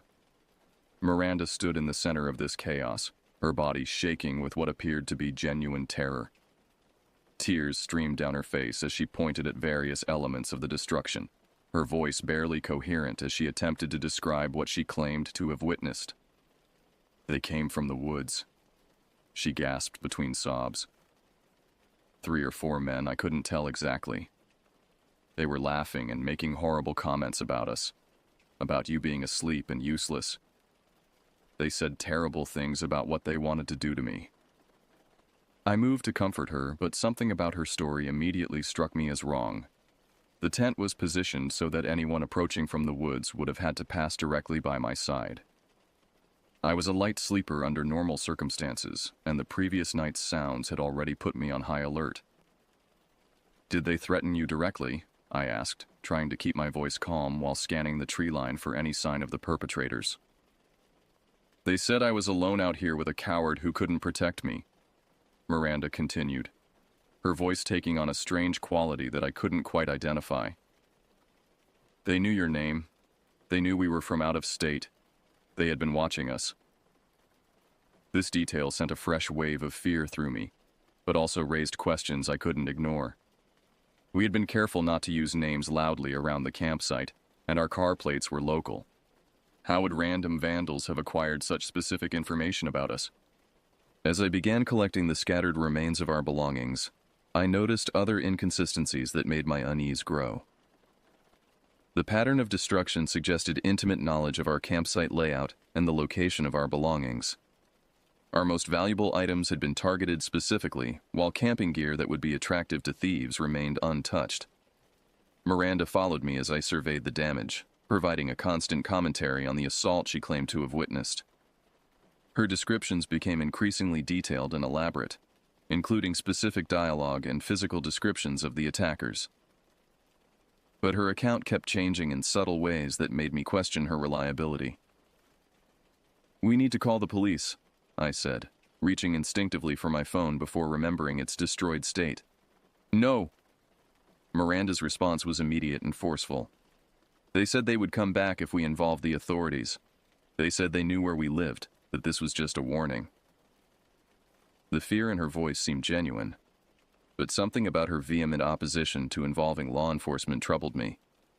If we had genuinely been victimized by a group of dangerous men, reporting the incident seemed like the logical first step toward ensuring our safety. "Miranda, we can't just let this go," I argued. "They destroyed thousands of dollars worth of property. If they're threatening other campers, the park needs to know." But Miranda became increasingly agitated at any mention of official intervention. She begged me to simply pack up and leave, insisting that we could handle the insurance claims later, and that our safety was more important than seeking justice. Her desperation to avoid involving authorities struck me as the behavior of someone with something to hide. As I continued examining the destruction, I began noticing details that would prove crucial to understanding what had really happened during those dark hours before dawn. The pattern of the chaos wasn't random at all, but carefully orchestrated for maximum psychological impact. And the person responsible had intimate knowledge of our relationship and personal belongings that no random stranger could possibly possess. The park ranger who responded to our situation was a weathered man in his 50s named Officer Martinez, whose calm demeanor immediately contrasted with Miranda's continued state of agitation. She hung back while I described the destruction, occasionally interjecting with details that seemed designed to emphasize the threatening nature of the perpetrators. Martinez examined the campsite with professional thoroughness, taking photographs and making notes in a small pad. His questions were methodical and revealing, exposing inconsistencies in Miranda's account that I'd been too shocked to notice immediately. "You said there were 3 or 4 men?" he asked Miranda directly. "Can you be more specific about the number?" Miranda's response was evasive, claiming the darkness and her terror had made precise observation impossible. But when Martinez asked about their approximate heights, ages, and clothing, she provided detailed descriptions that seemed inconsistent with her claimed inability to see clearly. "These men approached from the woods," Martinez continued, pointing toward the dense tree line. "That would put them walking directly past your tent to reach the car. Your boyfriend didn't wake up during this?" I watched Miranda's face carefully as she answered, seeing micro-expressions of frustration and calculation that chilled me. She claimed the attackers had been deliberately quiet until they reached the car, at which point my deep sleep had prevented me from waking. Martinez turned to me. "You didn't hear the car window breaking? That would make a significant noise, especially in the quiet of early morning." I had to admit that I heard nothing until Miranda's screams woke me. The ranger's expression remained neutral, but I sensed his growing skepticism about our account. When he asked to examine the broken glass more closely, his findings deepened my own suspicions. "Glass pattern suggests the window was broken from the inside," he observed, pointing to the way the safety glass had scattered. "Also, there are no tool marks or impact patterns consistent with external force." Miranda immediately launched into an elaborate explanation about how the attackers had reached through the side windows to break the rear glass, but her story became increasingly convoluted and defensive. Martinez listened politely, but made additional notes that seemed to document her changing narrative. The examination of our destroyed phones proved even more revealing. Martinez found both devices smashed against the same boulder, but the impact patterns suggested they had been thrown with considerable force from very close range. The precision of the destruction indicated familiarity with the devices rather than random vandalism. "These weren't just broken," Martinez explained. "Someone took time to ensure they were completely unusable. They've been systematically destroyed to prevent any data recovery." When he asked if we had any enemies or recent relationship problems, Miranda became visibly upset. She accused both Martinez and me of blaming the victims and refusing to take the assault seriously. Her emotional outburst seemed genuine, but I was beginning to recognize the performative quality of her distress. After Martinez left with promises to investigate further, Miranda immediately began pressuring me to leave the campground. She painted our continued presence as dangerous and foolish, insisting that the attackers might return and that we were tempting fate by remaining in such an isolated location. But I found myself reluctant to abandon our campsite. Something about the entire situation felt fundamentally wrong, and leaving would mean accepting Miranda's version of events without question. I suggested we move to a more populated area of the campground and continue our vacation as planned.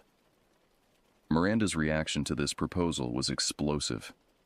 She accused me of caring more about the camping trip than her safety and emotional well-being. Her anger seemed disproportionate to my reasonable suggestion, and I began to suspect that her desperation to leave had nothing to do with fear of the alleged attackers. "Why are you so determined to get me away from here?" I asked directly, watching her face carefully for her response. The question seemed to catch her off guard. For just a moment, her mask of victim slipped, and I saw something calculating and cold in her expression. Then the tearful, frightened woman returned, begging me to trust her and insisting that she only wanted us both to be safe. That afternoon, while Miranda napped in the tent, I conducted my own investigation of the campsite. What I discovered made my blood run cold and confirmed my growing suspicions about what had really happened during those dark hours before dawn. Hidden beneath a pile of scattered camping gear, I found a small crowbar that didn't belong to us.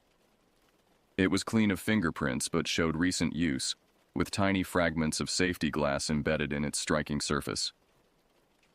The tool had been positioned where it would eventually be found, but not immediately obvious to casual observation. More damning was my discovery of footprints in the soft earth around our campsite.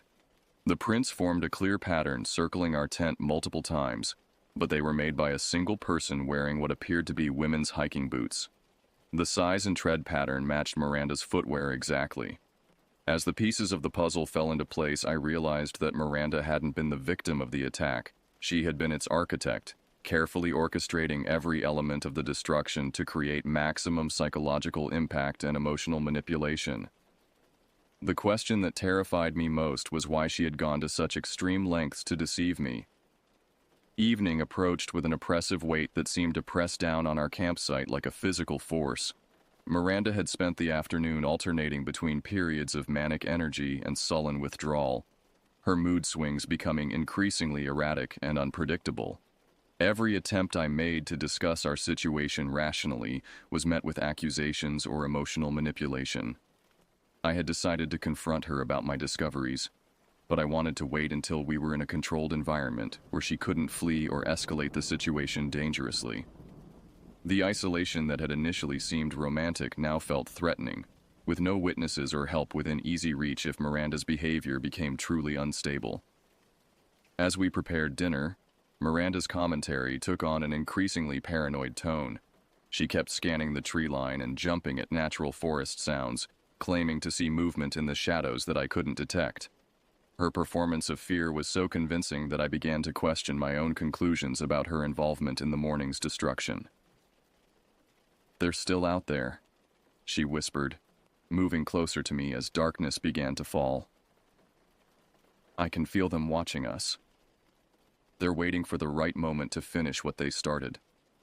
Her words sent involuntary shivers down my spine, despite my rational understanding that she was likely fabricating the threats. The human mind struggles to dismiss fear even when logic suggests it's unfounded, and Miranda's ability to project genuine terror was unsettlingly effective. Around 9 o'clock, I suggested we retire to the tent early and try to get some rest before tackling the drive home the next morning. Miranda agreed readily, but I noticed her slipping something into her jacket pocket as we cleaned up our dinner supplies.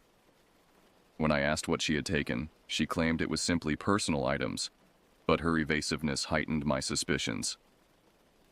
Inside the tent, Miranda's behavior became increasingly bizarre. She insisted on keeping a flashlight within arm's reach and started at every sound from outside.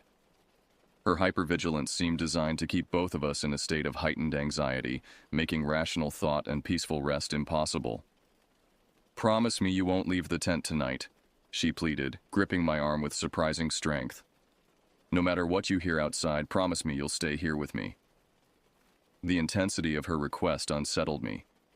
If she was genuinely afraid of external threats, encouraging me to investigate suspicious sounds would be the natural response. Her insistence that I remain helpless and uninformed suggested she was planning something that required my ignorance and inaction. I agreed to her request while mentally preparing to do exactly the opposite. Whatever Miranda was planning, I needed to witness it firsthand to understand the true scope of her deception and manipulation. The woman I had loved and trusted was revealing herself to be someone fundamentally different, and I needed to know how far she was willing to go with her psychological warfare. Around midnight, Miranda's restless movement stopped, and her breathing became the deep, regular pattern of sleep. I waited another hour to ensure she was unconscious before carefully extricating myself from the sleeping bag and moving toward the tent opening. My heart pounded as I slowly unzipped the entrance, terrified that any sound might wake her and expose my surveillance. The night air was cold and still, carrying the earthy scents of decomposing leaves and pine needles.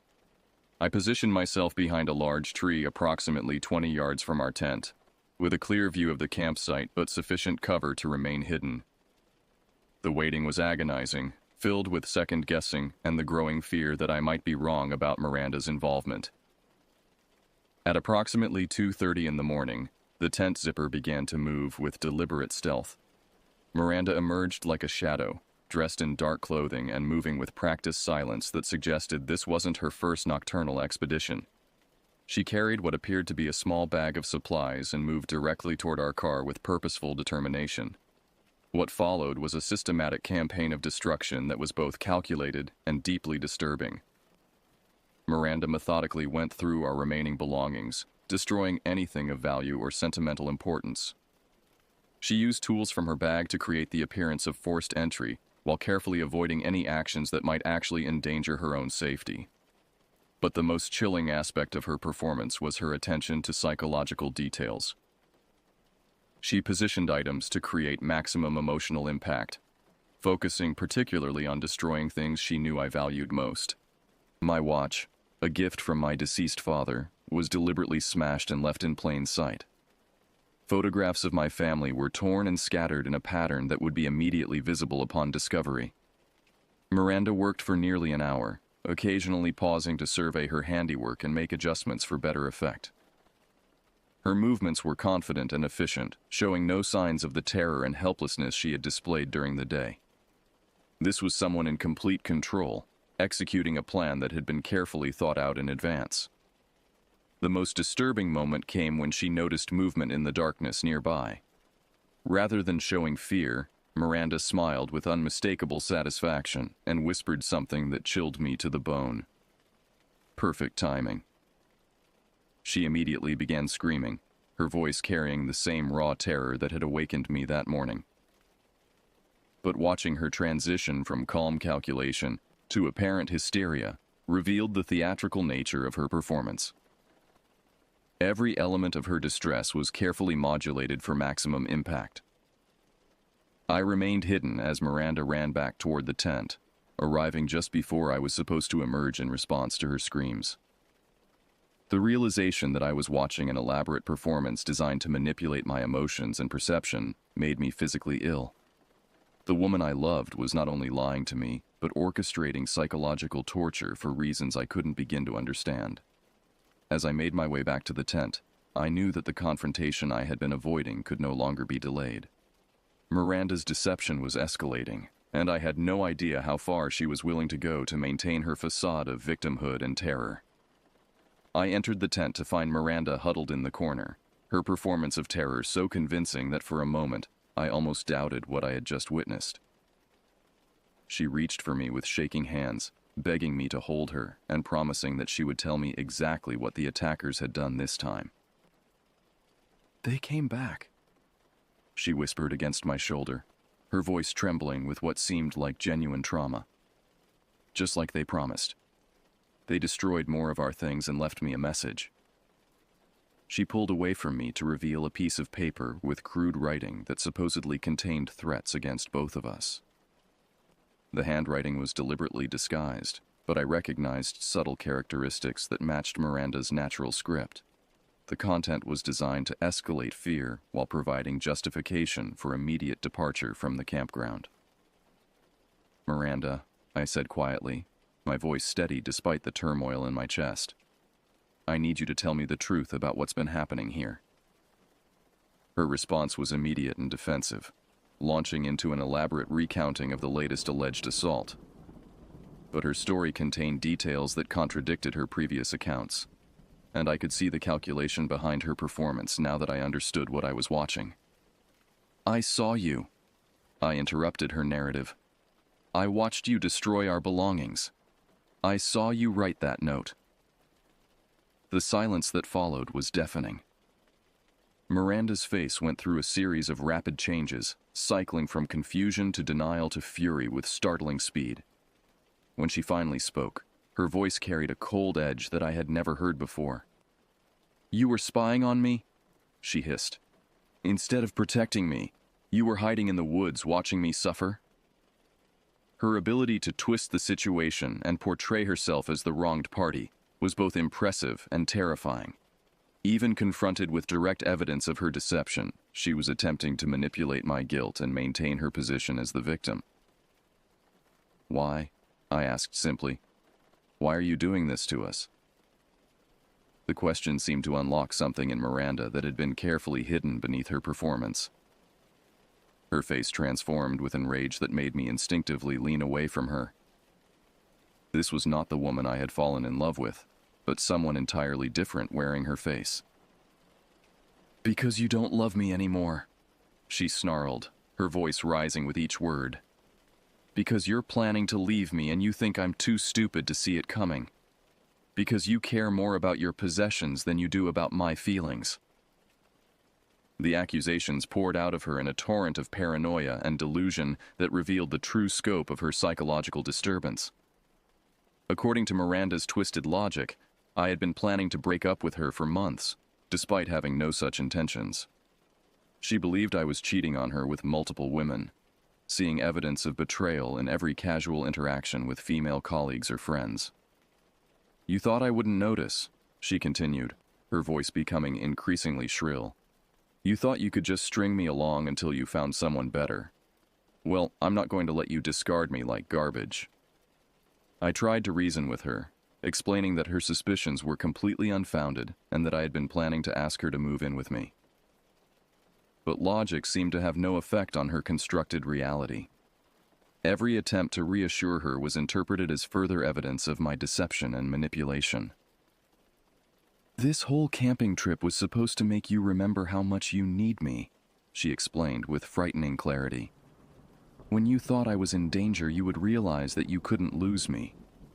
You would see that we belong together and stop planning your escape." The calculated nature of her psychological manipulation was breathtaking in its scope and cruelty. Miranda had orchestrated not just the destruction of our property, but a systematic assault on my emotional stability and capacity for trust. She had weaponized my love for her against my own psychological well-being, but the most terrifying revelation was still to come. As Miranda's mask of sanity continued to slip, she began describing other incidents from our relationship that I now realized had been manipulated or fabricated. Arguments with my friends that she had instigated while portraying herself as the peacemaker, family gatherings where she had stirred up conflict and then consoled me through the resulting stress. "I've been protecting our relationship from the beginning," she declared with pride that made my skin crawl. "Every time someone tried to turn you against me, I found ways to show you who really cared about your happiness." The scope of her manipulation extended far beyond our camping trip. Miranda had been systematically isolating me from friends and family while positioning herself as my only reliable support system. The woman I trusted most had been the architect of much of the conflict and stress in my life over the past year. As the full extent of her deception became clear, I realized that I was alone in the wilderness with someone whose grip on reality was far more tenuous than I had ever imagined. Miranda wasn't just manipulative or deceitful. She was genuinely dangerous, and I had no idea how she might react when she realized her carefully constructed plans were collapsing. The tent suddenly felt like a cage, and Miranda's presence transformed from comforting to threatening. I needed to get away from her, but we were hours from civilization with a damaged car and no means of communication. The isolation that she had insisted upon now revealed itself as another element of her trap. The remainder of that night passed in a waking nightmare as I sat across from Miranda, watching her cycle through different personalities and emotional states with terrifying unpredictability. One moment she would be crying and begging for forgiveness. The next she would be coldly explaining how my supposed betrayals had forced her to take extreme measures to save our relationship. "You made me do this," she repeated like a mantra, her eyes holding a vacant quality that suggested she genuinely believed her own twisted logic. "If you had just loved me properly, none of this would have been necessary." I remained as calm and non-confrontational as possible, terrified that any perceived criticism or rejection might trigger an escalation in her behavior. The rational, caring woman I had fallen in love with seemed to have been completely replaced by someone unstable and potentially violent. As dawn approached, I suggested that we pack up and return home where Miranda could get the help she obviously needed. My careful phrasing was designed to avoid direct accusations while encouraging her to seek professional treatment for what was clearly a serious psychological crisis. But Miranda's response revealed another layer of her elaborate deception. She had no intention of seeking help or acknowledging that her behavior was problematic. Instead, she began outlining plans for our future that involved moving to a more isolated location where we could be safe from the outside influences that she believed were corrupting our relationship. We could live somewhere remote, she explained with frightening enthusiasm. Just the two of us, where no one can interfere with what we have together. You'll see how perfect things can be when it's just us. The fantasy she described was essentially imprisonment disguised as romantic isolation. Miranda envisioned a life where I would be completely dependent on her for social contact and emotional support, cut off from family, friends, and any external perspective on our relationship dynamics. When I gently suggested that such isolation might not be healthy for either of us, Miranda's mood shifted instantly to rage. She accused me of already being corrupted by outside influences and needing to be deprogrammed from the lies that others had told me about our relationship. "They've turned you against me," she snarled, her face contorting with fury. "Your friends, your family, even strangers you meet. They're all jealous of what we have and they want to destroy it." The paranoia in her voice was so intense that I began to fear for my physical safety. Miranda was clearly experiencing some form of psychotic break, and I had no way of predicting how her delusions might evolve, or what actions they might inspire. I began making subtle preparations to leave, gathering my essential belongings while maintaining the pretense of normal morning activities. Miranda watched my every movement with suspicious intensity, questioning my motives for each action, and seeming to sense my growing desperation to escape her presence. "You're not thinking of leaving me here, are you?" she asked with false sweetness that carried an unmistakable undercurrent of threat. "Because that would be very cruel after everything I've been through to protect our relationship." Her words contained an implicit warning that I found deeply unsettling. Miranda was capable of fabricating elaborate scenarios and convincing performances. I had no doubt that she could construct a narrative that painted me as the aggressor if I abandoned her at the campground. The packing process became a delicate negotiation as I tried to convince Miranda that returning to civilization was in both our best interests. She resisted every suggestion, proposing alternative plans that would extend our isolation and delay any potential intervention from friends, family, or mental health professionals. Finally, I was forced to be more direct about my intentions. I explained that I was concerned about her mental state and thought she needed professional evaluation and support. This triggered the most violent emotional outburst I had witnessed, with Miranda screaming accusations and threats while throwing camping equipment around the tent. "You're just like all the others!" she shrieked, her face red with fury. "You pretend to care, and then you abandon me the moment things get difficult. Well, I won't let you destroy me like everyone else has." The intensity of her rage was genuinely frightening, and I realized that my safety might depend on maintaining the illusion that I wasn't planning to leave her. I forced myself to appear calm and reassuring while internally preparing for the possibility that I might need to physically defend myself. After nearly an hour of careful de-escalation, I managed to convince Miranda that we should at least drive to the nearest town to repair our car and replace our destroyed phones. She agreed reluctantly, but insisted on driving and controlling our route and destination.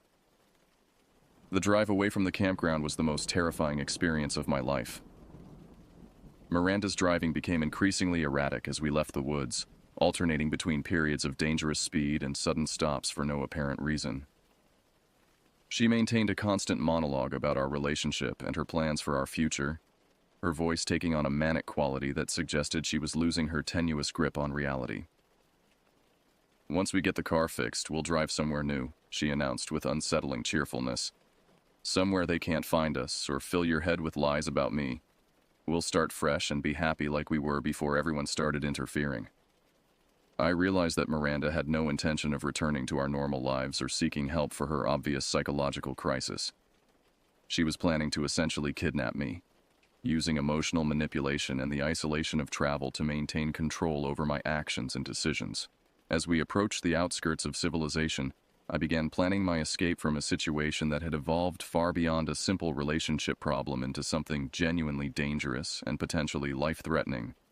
The gas station where we stopped represented my first opportunity to contact the outside world since Miranda's descent into complete psychological breakdown. While she used the restroom, I approached the attendant and quietly explained that I needed help contacting law enforcement about a mental health emergency. The police response was swift but complicated by Miranda's ability to present a facade of normalcy when required.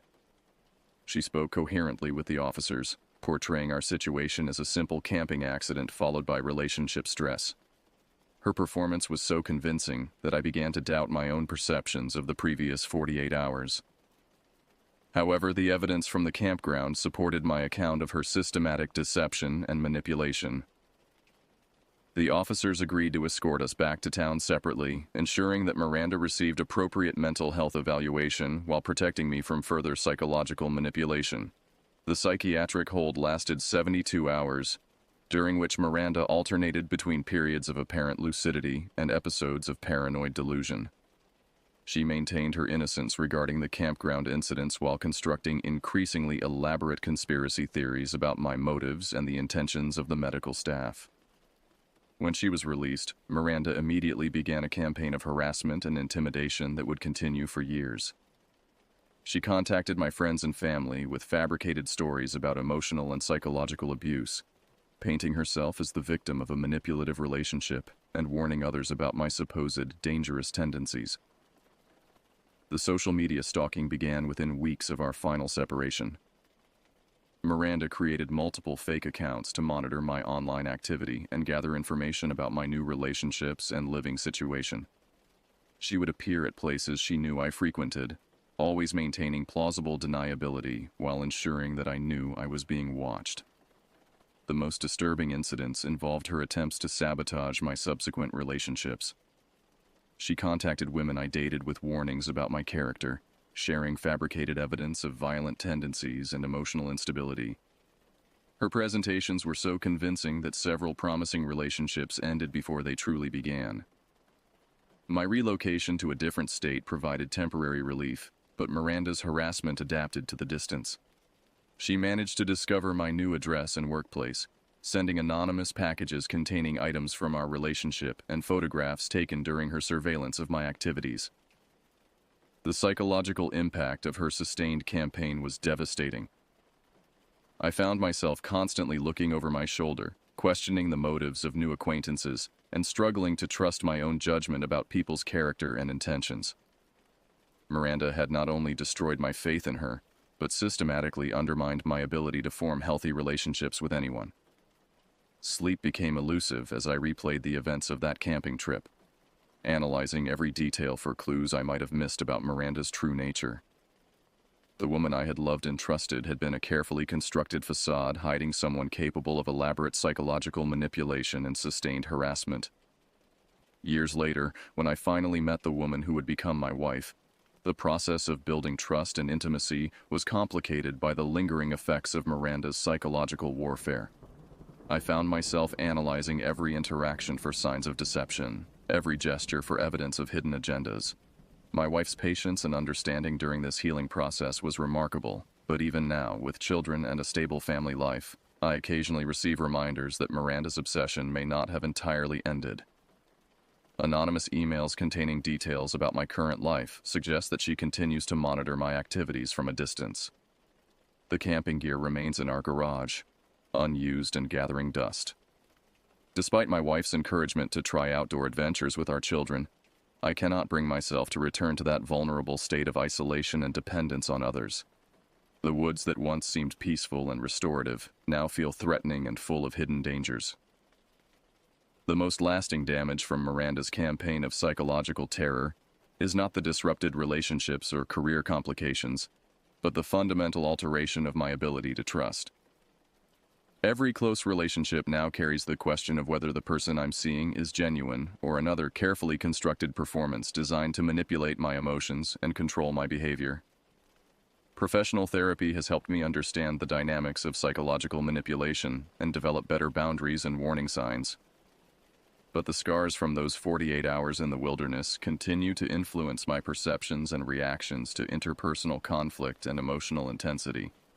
The true horror of my experience with Miranda lies not in supernatural threats or physical violence, but in the realization that the people we love most have the greatest power to destroy us. The intimacy and vulnerability that make relationships meaningful also create opportunities for psychological warfare that can devastate victims for years or decades. Sometimes, in the quiet moments before sleep, I still wonder about Miranda's current life and whether she found the help she needed for her obvious psychological disturbances.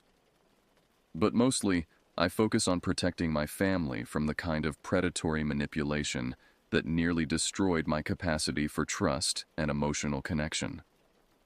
The campground remains open and popular with families seeking outdoor adventures. I've never returned to confirm whether our old campsite still exists, but sometimes I imagine other couples setting up their tents in that secluded spot, unaware of the psychological drama that once unfolded beneath those trees. The greatest lesson from my encounter with Miranda is that horror doesn't require supernatural elements or graphic violence. The most terrifying threats often come from the people closest to us, wearing faces we love and speaking in voices we trust. Real monsters don't hide in the darkness of the forest. They hide behind smiles and declarations of love, waiting for the perfect moment to reveal their true nature.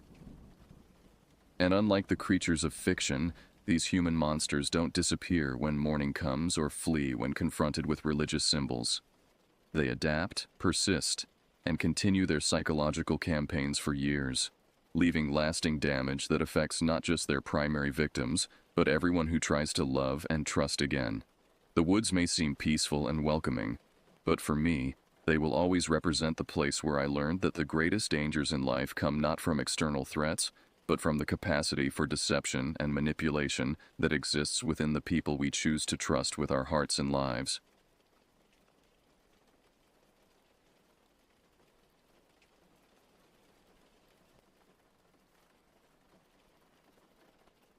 I've spent most of my life in Blackwood Forest, a vast expanse of ancient trees and hidden valleys nestled in the heart of the Appalachian Mountains. This isn't some quaint woodland retreat you'd find in a tourist brochure. Blackwood is old, older than the towns that cling to its edges, older than the roads that wind through its outskirts. It's a place with secrets, where the shadows seem to breathe and the silence can deafen you. My name is Jack Hawthorne, and I've called these woods home for the better part of 4 decades. I learned their ways from my grandfather Ezra, a grizzled mountain man who could read the forest like most folks read a book. He taught me how to survive here, how to respect the land and its rhythms. "Boy," he'd say, his voice rough as pine bark, "these woods ain't just trees and dirt. They're alive, and they've got a mind of their own. You gotta learn to listen, to feel what they're telling you." I took those lessons to heart. Over the years, I became as much a part of Blackwood as the towering oaks and the winding creeks. I built my cabin deep in the forest, far from the nearest town of Millbrook. It's a simple life. Hunting, trapping, foraging. I trade furs and herbs with the townsfolk when I need supplies, but mostly I keep to myself. Out here, a man can find peace in the solitude, can hear his own thoughts above the din of the world. Or at least that's how it used to be. It all changed about a month ago. The first sign was subtle, so subtle I almost missed it. The birds went quiet one morning, their usual dawn chorus replaced by an eerie silence. At first, I chalked it up to a passing storm, or maybe a hawk in the area. But as the days wore on, that silence spread like a disease through the forest. Then came the tracks. I've been reading sign in these woods since I was knee-high to a grasshopper, but these were something else. Huge, deeper than any bear print I'd ever seen, with claw marks that tore into the earth like furrows. Whatever made them was big, heavy, and walked on 2 legs more often than 4. I tried to convince myself it was just a large black bear, maybe one driven down from the higher peaks by an early frost. But deep down, I knew better. Bears don't move like that, don't leave a trail of broken branches 15 feet off the ground. The kills started soon after. First, it was deer, half-eaten carcasses left to rot in clearings, their rib cages split open like someone had peeled them apart with bare hands. Then smaller game, rabbits, raccoons, even a young bobcat. Each kill was more violent than the last, less about feeding and more about something else. Something that sent a chill down my spine. I fortified my cabin as best I could, setting extra traps around the perimeter and keeping my trusty Winchester close at hand. Sleep became a luxury, snatched in fitful bursts between long nights of watching and listening. The forest had always been full of sounds at night, the hoot of owls, the rustle of nocturnal creatures. But now those familiar noises were punctuated by something new, something that made my blood run cold. It started as a low, rumbling growl, so deep I felt it in my chest before I heard it with my ears. Then came the screams. Not quite human, not quite animal, but a horrifying blend of both. They echoed through the valleys, setting my teeth on edge and making my skin crawl. I'm not a man easily spooked. I've faced down mountain lions and weathered blizzards that would freeze the marrow in your bones. But this was different. It was as if the very air had changed, charged with a palpable sense of menace. The forest I knew, the one I'd called home for so long, suddenly felt alien and hostile. One night, about a week after the killing started, I woke to the sound of something moving outside my cabin. The floorboards creaked as I eased out of bed, my fingers wrapping around the cold steel of my rifle. I crept to the window, my heart pounding so loud I was sure whatever was out there could hear it. The full moon cast an eerie glow over the clearing, turning the world outside into a landscape of silver and shadow. At first, I saw nothing but the familiar shapes of trees and underbrush. Then, at the edge of the tree line, something moved. It was massive, easily 8 feet tall, with broad shoulders and arms that hung almost to the ground. Its body was covered in thick matted fur, but there was something wrong about its proportions. The head was too small, perched atop that hulking frame like a grotesque afterthought. And its eyes, God help me. Its eyes glowed in the darkness, 2 pinpricks of hellish red that seemed to stare right through the walls of my cabin. I stood there, frozen, as the creature lumbered into the clearing. It moved with an unnatural grace, each step silent despite its enormous size. As it drew closer, I could see its hands, if you could call them that. They were massive, easily twice the size of my own, with fingers that ended in curved claws that looked sharp enough to gut a grizzly. The thing paused about 20 yards from my cabin, its misshapen head swiveling as if scenting the air. I held my breath, my finger resting lightly on the trigger of my rifle. For a moment that stretched into eternity, neither of us moved. Then, with a speed that defied its bulk, the creature whirled and sprinted back into the forest. The ground shook with each impact of its feet, and I swear I felt the vibrations through the floorboards. In seconds, it had vanished into the darkness, leaving nothing but broken branches and a lingering sense of dread. I didn't sleep for the rest of that night. As the pale light of dawn crept through my windows, I knew I had a decision to make. I could stay here, in the only home I'd ever known, and face whatever that thing was.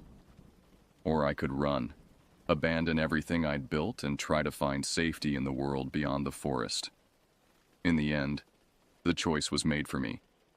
As I stepped outside that morning, steeling myself for the trek into town, I saw them. Footprints, massive and unmistakable, circling my cabin. The creature had been there all night, watching, waiting. And on my door, gouged deep into the wood by claws as thick as my fingers, was a crude symbol. A spiral with a vertical line bisecting it. I knew then that this was no animal, no simple predator driven by hunger or instinct. This was something else, something with intelligence and purpose. And for whatever reason, it had chosen me. The realization hit me like a physical blow. I couldn't run from this. Whatever was out there, whatever had claimed these woods as its territory, it wouldn't stop with me. If I fled, it would only turn its attention to others, to the families in Millbrook, to the hikers and campers who ventured into Blackwood each summer. No, I had to stand my ground. I had to find out what this thing was, where it came from, and how to stop it. But I knew I couldn't do it alone. For the first time in years, I needed help. I gathered what supplies I could carry and set out for Millbrook. The 5-mile hike through the forest had never felt so long or so dangerous. Every snapping twig, every rustle of leaves sent a jolt of adrenaline through my system. I found myself constantly looking over my shoulder, half expecting to see that monstrous shape lunging from the shadows. But nothing came. The forest remained eerily quiet, as if holding its breath. When I finally broke through the tree line and saw the familiar buildings of Millbrook in the distance, I nearly wept with relief. The sheriff's office was my first stop. Hank Dawson had been the law in Millbrook for as long as I could remember. He was a good man, level-headed and fair, with a healthy respect for the dangers the wilderness could hold.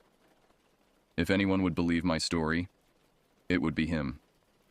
I burst through the door, wild-eyed and disheveled. Hank took one look at me and knew something was seriously wrong. He ushered me into his office, closed the door, and listened as I poured out my tale. To his credit, Hank didn't interrupt, didn't scoff or shake his head in disbelief. He just listened, his weathered face growing more grave with each passing minute. When I finished, he leaned back in his chair and let out a long, heavy sigh. "Jack," he said, his voice low and serious, "I wish I could tell you this was the first time I'd heard something like this. But the truth is, there've been rumors, whispers, for years now." He stood up and walked to a filing cabinet in the corner of his office. After rifling through several drawers, he pulled out a thick folder and dropped it on his desk. "These are reports, going back almost 50 years. Sightings, strange tracks, livestock mutilations. Most folks wrote them off as bear attacks or mountain lion kills. But some..." He trailed off, shaking his head. I leaned forward, my eyes fixed on the folder. "Some what, Hank?" He met my gaze, and I saw a flicker of fear in his eyes. "Some of these reports, they describe something that sounds an awful lot like what you saw. Something big, walking on 2 legs, something smart." My mouth went dry. Why haven't I heard about this before?" Hank shrugged, a weary gesture that seemed to age him 10 years in an instant. "Folks don't like to talk about it. Those that do, well, they tend to get labeled as crackpots or drunks. And to be honest, Jack, until now I wasn't sure what to believe myself." He opened the folder and began spreading out documents, faded reports, grainy photographs, even a few sketches that made my skin crawl with their accuracy. "But this is different. You're not some tourist or weekend warrior. You know these woods better than anyone. If you say you saw something out there, I believe you." I felt a wave of relief wash over me, followed quickly by a surge of determination. "So what do we do, Hank? How do we stop this thing?" The sheriff's face hardened. "First things first, we need to warn people. I'll put out an advisory, tell folks to stay out of the deep woods for now. Then we need to get a team together, experienced hunters, trackers, people who won't panic at the first sign of trouble." I nodded, already running through a mental list of people who might be up for the task. "I know a few guys who might be willing to help. Ex-military types who come up here to hunt. They're good in the woods, know how to handle themselves." "Good," Hank said. "Get in touch with them. I'll reach out to the State Wildlife Service, see if they can send someone up. Maybe they've dealt with something like this before." As we hammered out the details of our plan, I felt a glimmer of hope for the first time in weeks. Whatever was out there in Blackwood Forest, we were going to face it together. But even as that hope grew, a nagging doubt gnawed at the back of my mind. What if we were already too late? The next few days were a whirlwind of activity. Hank put out the advisory, warning people to stay away from the deep woods and to report any unusual sightings. As expected, the reaction from the townsfolk was mixed. Some took the warning seriously, battening down the hatches and keeping a watchful eye on the forest's edge. Others scoffed, dismissing it as nothing more than an overreaction to a rogue bear or mountain lion.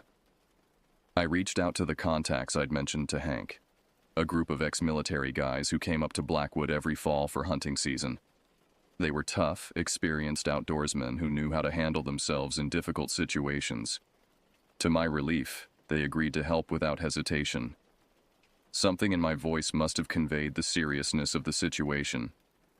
While I was coordinating with my contacts, Hank was busy on his end. He managed to get in touch with a wildlife biologist from the State Department, a Dr. Elena Rodriguez. She arrived in Millbrook 3 days after my initial report, her government-issue SUV loaded down with high-tech equipment and what looked like enough tranquilizer darts to drop a herd of elephants.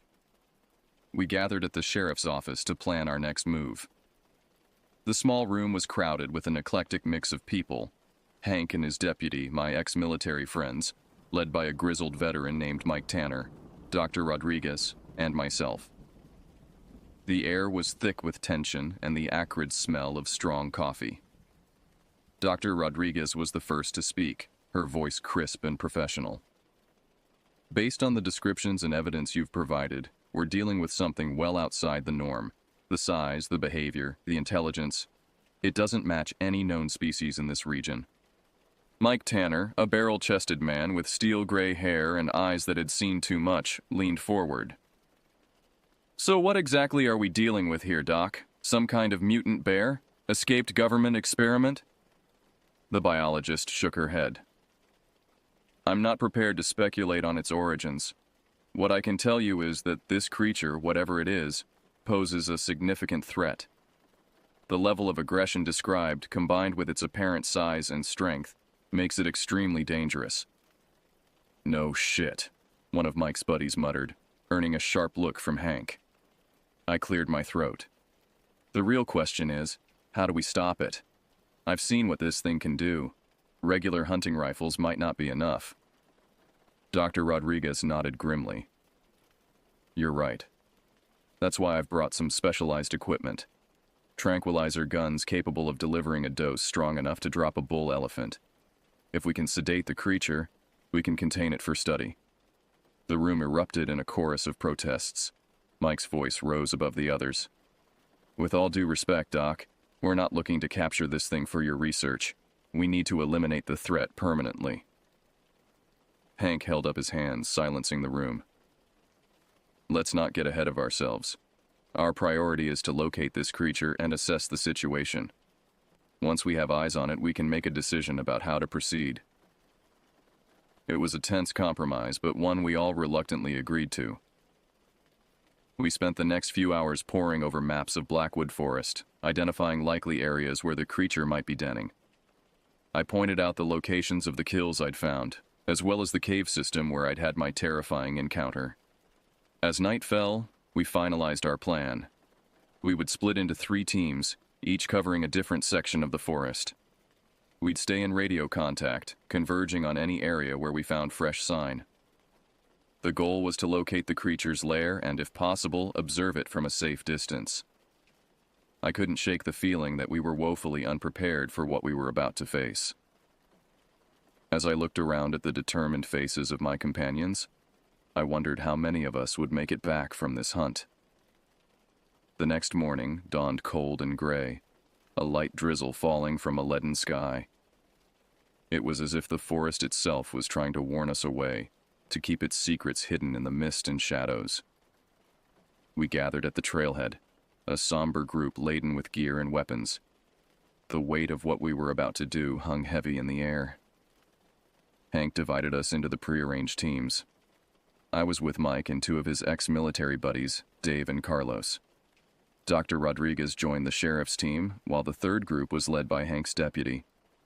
We checked our radios one last time, made sure everyone had the coordinates for our rendezvous points, and then, with a final nod from Hank, we set off into the gloom of Blackwood Forest.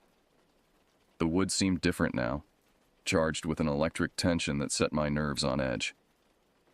Every shadow held the potential for danger. every rustle of leaves a possible threat. We moved slowly, methodically, our eyes constantly scanning the underbrush for signs of our quarry. About 2 hours into our search, we found our first clue. A massive oak tree, its trunk easily 5 feet in diameter, had been marked with deep claw gouges. The mark started about 7 feet off the ground and ran almost to the top of my head. The raw wood beneath was still oozing sap, indicating the marks were fresh. Mike let out a low whistle. "Jesus," he muttered, running his hand over the gouges. "Whatever did this has some serious claws." I nodded grimly. "And it's close. These couldn't have been made more than an hour ago." We radioed our position to the other teams and continued on, our senses heightened, weapons at the ready. The forest had gone eerily quiet, the usual backdrop of birdsong and rustling wildlife conspicuously absent. As we pushed deeper into the woods, the terrain became rougher, the underbrush thicker. We were approaching the area where I'd encountered the creature near the cave system. The memory of that night sent a shiver down my spine. Suddenly, Carlos held up a hand, signaling us to stop. He pointed silently to a break in the undergrowth ahead. We crouched low, inching forward to get a better look. The clearing beyond was a scene of carnage. The remains of what looked like a black bear were strewn across the forest floor, its massive body torn apart with savage force. But it wasn't the dead bear that held our attention. It was the enormous misshapen footprints that surrounded the kill. "My God," Dave whispered, his face pale. "What kind of animal can take down a full-grown bear like that?" I opened my mouth to respond, but the words died in my throat. A sound echoed through the forest. A deep, rumbling growl that seemed to come from everywhere and nowhere at once. The hair on the back of my neck stood on end. Mike's voice was tense. "We need to move. Now." We began to retreat, trying to move quickly while staying as quiet as possible. But with each step, the growling grew louder, closer. I could feel the vibrations in my chest, like the forest itself was trembling. Then I saw it. At the edge of the clearing, partially obscured by the mist and shadows, stood a figure that defied description. It was massive, easily 9 feet tall, with a body that seemed to be a nightmarish fusion of man and beast. Matted fur covered its hulking frame, but in places, I could see patches of what looked like leathery, scale-like skin. Its head swiveled towards us, and I found myself staring into eyes that glowed with an unholy amber light. Intelligence burned in those eyes, along with something else. A primal, ancient hunger that froze the blood in my veins. For a heartbeat that seemed to last an eternity, we stood locked in a silent standoff. Then, with a roar that shook the trees, the creature charged. "Run!" I screamed, my voice barely audible over the thunderous footfalls of the approaching monster. We scattered, crashing through the underbrush in blind panic. I could hear the others shouting, the staccato burst of gunfire. But it all seemed distant, unreal. My world had narrowed to the pounding of my heart and the knowledge that death was right behind me. I don't know how long I ran. Time lost all meaning in that mad dash through the forest. Branches whipped at my face, roots seemed to reach up to tangle my feet, but I pushed on, driven by pure animal terror. Finally, my legs gave out. I collapsed against the trunk of a massive oak, gasping for air, my lungs burning. As the rush of adrenaline faded, I became aware of my surroundings once more. The forest was silent, save for the ragged sound of my own breathing. I fumbled for my radio, trying to contact the others, but all I got was static. Either the equipment had been damaged in my headlong flight, or something was interfering with the signal. I was alone. As my breathing slowly returned to normal, a cold dread settled over me. I had no idea where I was. In my panic, I had run blindly, paying no attention to direction or landmarks. The familiar forest I had known all my life now seemed alien and hostile. Worse, I had dropped my rifle somewhere during the chase. All I had left was my hunting knife, a pitifully inadequate weapon against the monstrosity we had encountered. Night was falling fast, the already dim forest growing darker by the minute. I knew I couldn't stay where I was. The creature was still out there, and I was certain it could track me by scent alone. My only hope was to find my way back to town, to warn the others of what we were truly facing. With a groan, I pulled myself to my feet. My body ached, cuts and bruises making themselves known now that the immediate danger had passed. I oriented myself as best I could, using the fading light and the moss on the trees to get a rough idea of direction, and began to walk. The forest at night was a different world. Shadows seemed to move of their own accord, and every sound, real or imagined, sent a jolt of fear through me. I pushed on, driven by the need to survive, to make sense of what I had seen. As I walked, my mind raced. What was that thing? It was like nothing I had ever encountered, nothing I had ever even heard of. The intelligence in its eyes haunted me. This wasn't just some animal acting on instinct. There was purpose there. Malevolence. I thought back to the symbol I had found carved into my cabin door. The spiral bisected by a line. It had to mean something. Was this creature marking its territory? Or was there something deeper, more sinister at work? My musings were interrupted by a sound that made my blood run cold. A howl, unlike anything I had ever heard before, echoed through the forest. It was a sound of rage, of hunger, and of something else. A keening note of otherworldly anguish that set my teeth on edge. The howl was answered by another, then another. My heart sank. There was more than one of these things out there. I quickened my pace, no longer caring about stealth.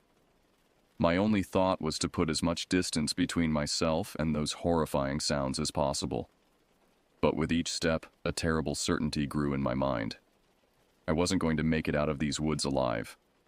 The realization should have filled me with despair, but instead, a strange calm settled over me.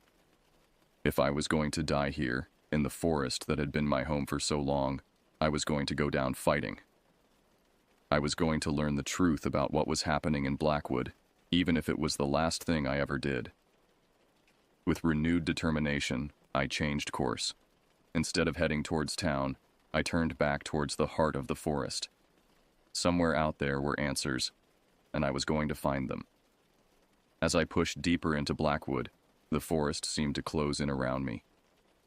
The trees grew closer together, their branches intertwining overhead to block out what little moonlight filtered through the clouds. The air grew thick and heavy, filled with the musty scent of decay. I don't know how long I walked. Time seemed to lose all meaning in that green-black labyrinth. But eventually, I began to notice changes in my surroundings. The trees here were older, massive trunks that must have stood for centuries. Strange, phosphorescent fungi clung to their bark, casting an eerie blue-green glow over everything. And then I saw it. Rising out of the mist ahead was a structure that had no place in these woods. It looked like some kind of ancient stone altar, its rough surface covered in moss and lichen. As I drew closer, I could make out carvings on its face, crude, primitive images that depicted scenes of unimaginable horror. At the center of the altar was a familiar symbol, the spiral bisected by a line. I approached cautiously, my hand tightening on the hilt of my hunting knife. As I studied the carvings, a chill ran down my spine.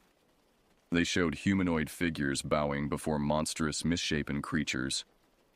Other scenes depicted what looked like rituals, sacrifices made to appease these bestial gods. With a growing sense of dread, I realized I was looking at a history, the secret history of Blackwood Forest. These woods had never been empty. They had always been home to something. Something ancient. Something that had been here long before humans ever set foot in this land. A twig snapped behind me. I whirled around, knife raised, to find myself face to face with Dr. Elena Rodriguez. She looked haggard, her clothes torn and dirty, a wild look in her eyes. "Jack," she gasped, relief evident in her voice. "Thank God. I thought everyone else was dead." I lowered my knife, my mind reeling. "Elena, how did you find this place?" She shook her head, moving past me to examine the altar. I followed the signs, the markings on the trees, the patterns in the underbrush. It all led here. She ran her hand over the carvings, her expression a mix of fear and fascination. "Do you know what this means, Jack? We've stumbled onto something incredible, something that could rewrite everything we know about the natural world." I stared at her, a growing unease settling in the pit of my stomach. "Elena, we need to get out of here. Those things, they're still out there. We need to warn people to warn them." She cut me off, her voice rising. "Don't you see, Jack? This is bigger than us, bigger than Blackwood. These creatures, they're not just animals. They're guardians, protectors of an ancient power that's been sleeping in these woods for millennia." As she spoke, her eyes seemed to glow with an inner light, the same amber hue I had seen in the eyes of the creature. With dawning horror, I realized the truth. "You're one of them," I whispered, taking a step back. "You've been working with them all along." Elena smiled, but it was no longer a human expression. Her face began to shift, to elongate. "Not working with them, Jack. I am them. We are the old ones, the true masters of this land. And it's time for us to reclaim what's ours." I turned to run, but my legs wouldn't move. A paralyzing fear gripped me as Elena's form continued to change, her body twisting and growing until she towered over me, a monstrous fusion of human and beast. As consciousness began to fade, my last thought was of the forest I had loved, the forest that had been my home. But it had never truly been mine.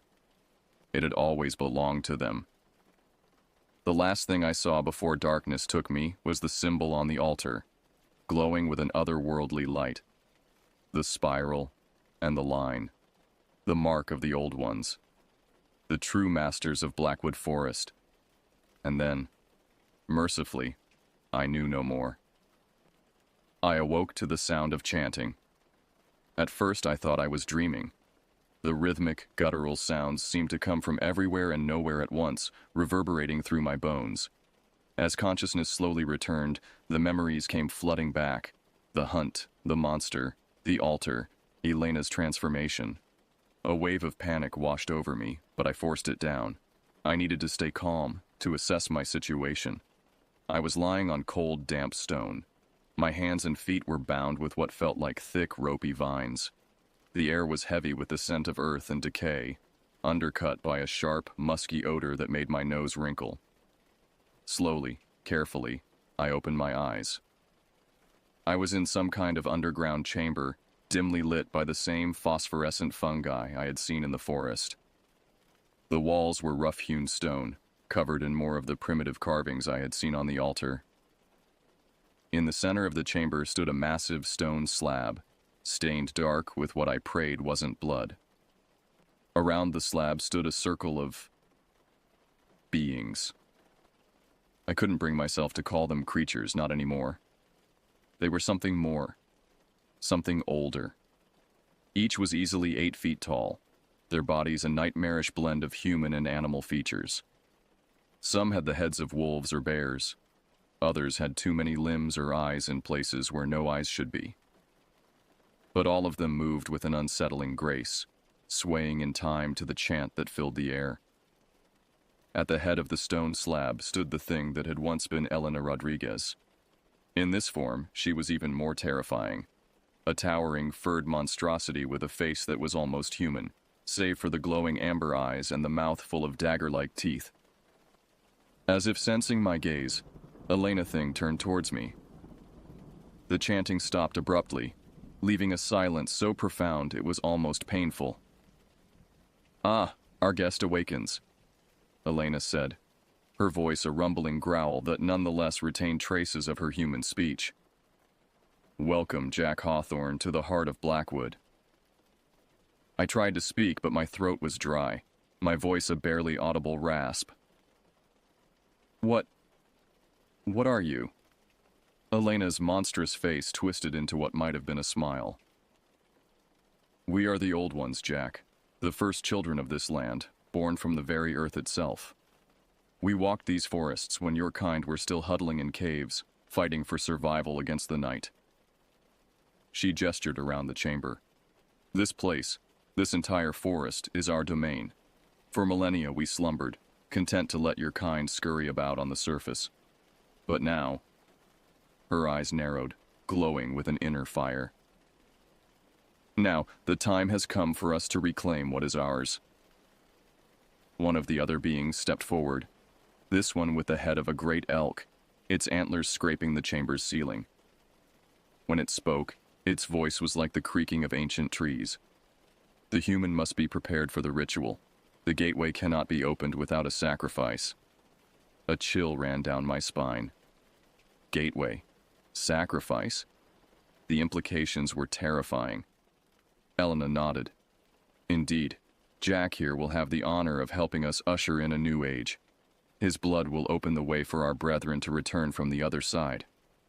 As the circle of monstrosities closed in around me, I struggled against my bonds. "You're insane," I shouted, fear giving strength to my voice.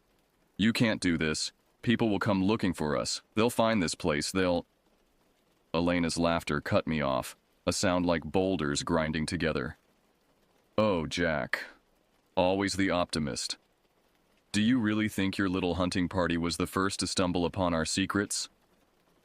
She leaned in close, her hot breath washing over my face. "We've been culling your kind for generations, taking only what we need to maintain the balance. Those who wander too deep into our woods simply disappear." My mind raced, trying to process what I was hearing. All those missing hikers over the years, the unexplained animal attacks, the local legends of monsters in the woods. It all made a horrible kind of sense now. As the Old Ones began to drag me towards the stone slab, a new sound cut through the chamber. Gunfire, distant but unmistakable. Elena's head snapped up, her nostrils flaring. "Impossible," she snarled.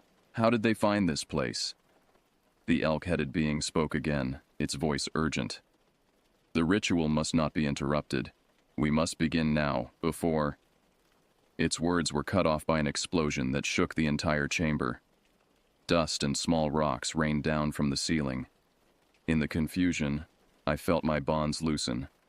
Without thinking, I rolled off the slab and onto the floor, scrambling to put distance between myself and the Old Ones. The chamber erupted into chaos. Some of the beings rushed towards the source of the explosion, while others tried to grab me. I dodged and weaved, my years of experience in the woods giving me an agility that surprised even me. Through the dust and confusion, I saw a familiar face. Mike Tanner, looking battered but very much alive, leading a group of heavily armed men into the chamber. They opened fire on the Old Ones, the muzzle flashes of their weapons casting stark shadows on the walls. "Jack!" Mike shouted, spotting me. "Over here!" I ran towards him, narrowly avoiding the grasping claws of one of the monsters. As I reached the group, Mike shoved a pistol into my hands. "Thought you might need this," he grinned, though the expression didn't reach his eyes. How did you find me?" I gasped, my lungs burning. Mike's face hardened. "Followed the trail of bodies. These things have been busy, but we can catch up later. Right now we need to get the hell out of here." As we fought our way back towards the entrance, I caught glimpses of the battle raging around us. The Old Ones were incredibly strong and seemed to shrug off wounds that would have dropped a normal animal. But they weren't invincible.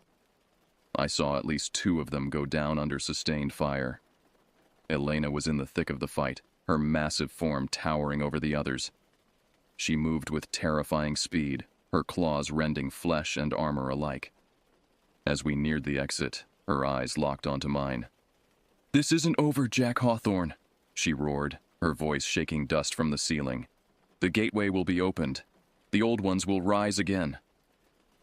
We burst out of the underground chamber into the cool night air of the forest. Without pausing, Mike led us on a punishing pace away from the site.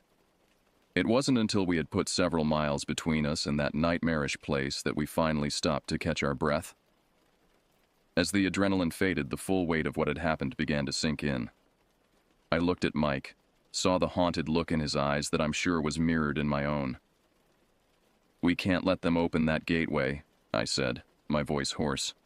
"Whatever's on the other side, it can't be good." Mike nodded grimly. "Agreed. But we're going to need help. This is bigger than anything we've ever faced." As we made our way back towards town, I couldn't shake the feeling that this was only the beginning. The old ones had been awakened, their plans set in motion, and somehow I knew that I would play a crucial role in whatever was to come.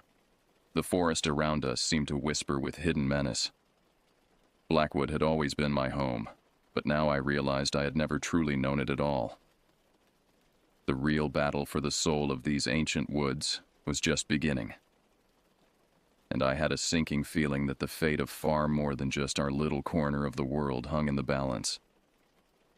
The next few weeks were a blur of frantic activity. Mike and I had barely made it back to town before all hell broke loose. The old ones, enraged by our escape and the disruption of their ritual, launched a full-scale assault on Millbrook. It was as if the very forest had come alive, disgorging nightmarish creatures from its shadowy depths. The town became a war zone overnight. Those who couldn't fight were evacuated, while those of us who remained turned Millbrook into a fortress. Barricades went up, weapons were distributed, and a desperate call for help was sent out to the outside world. At first, no one believed us. Our tales of ancient forest gods and gateways to other dimensions were met with skepticism and ridicule. But as the attacks intensified and video evidence began to circulate, the truth became impossible to ignore. Military units were dispatched, along with a task force of scientists and what I can only describe as occult specialists. Dr. Elena Rodriguez, or rather the thing that had worn her face, became our most feared adversary. She led the old ones with brutal efficiency, her knowledge of human tactics making her doubly dangerous. More than once, I found myself face to face with her in battle, her amber eyes burning with hatred and something else, a grudging respect, perhaps, for the prey that refused to lie down and die. As the conflict dragged on, we began to uncover more about the history of Blackwood and the Old Ones. Ancient texts spoke of a cyclic awakening, a time when the barriers between worlds grew thin and the Old Ones could attempt to reclaim their former dominion.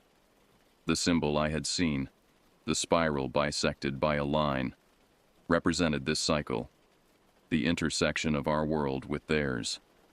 The key to stopping them, we learned, lay in disrupting the ritual that would fully open the gateway. But to do that, we needed to find the heart of their power, the place where the boundary between worlds was thinnest. It was Hank who finally put the pieces together. Poring over centuries-old maps and land surveys, he discovered that Blackwood Forest had a secret at its core, a place where ley lines converged, a nexus of natural energy that the Old Ones had used to fuel their slumber and would now use to power their resurrection. Armed with this knowledge, we formulated a desperate plan. While the bulk of our forces would launch a massive assault on the Old One's main host, a small team would infiltrate the heart of the forest and disrupt the ritual. I, with my intimate knowledge of Blackwood's terrain, would lead this team. The night of the attack was chaos incarnate. The sky above Blackwood boiled with unnatural storm clouds, flashes of eldritch energy painting the world in sickly hues. The sounds of battle, gunfire, explosions, and the inhuman howls of the Old Ones echoed through the woods. Our team moved swiftly and silently through the underbrush, using routes I had known since childhood, but which now felt alien and threatening. We encountered pockets of resistance, twisted creatures that might once have been forest animals, corrupted by the Old One's influence, but managed to fight our way through. As we neared the center of Blackwood, the very air seemed to thicken, charged with an energy that made my skin crawl. We emerged into a massive clearing I had never seen before. dominated by an enormous gnarled tree that pulsed with an inner light. At its base, a familiar stone altar stood, surrounded by chanting old ones. And there, presiding over it all, was Elena. She saw us the moment we entered the clearing, her amber eyes locking onto mine. "Jack," she growled, her voice carrying even over the din of the storm and the chanting. "I knew you'd come. Your human predictability is almost endearing." I raised my weapon, a specially modified rifle loaded with rounds blessed by no fewer than 3 different faith traditions. "It's over, Elena," I shouted. "We know what you're trying to do, and we're here to stop it." Her laughter was like thunder. "Stop it? Oh, Jack, you're not here to stop anything. You're here to complete the circle." She gestured at the altar. "The gateway requires a sacrifice, yes, but not just any sacrifice. It needs someone who understands, who has glimpsed the truth of our world and still chooses to oppose it. Someone like you." With shocking speed, she lunged forward, swatting aside my teammates like they were toys. I fired, the blessed rounds tearing into her flesh, but she didn't even slow down.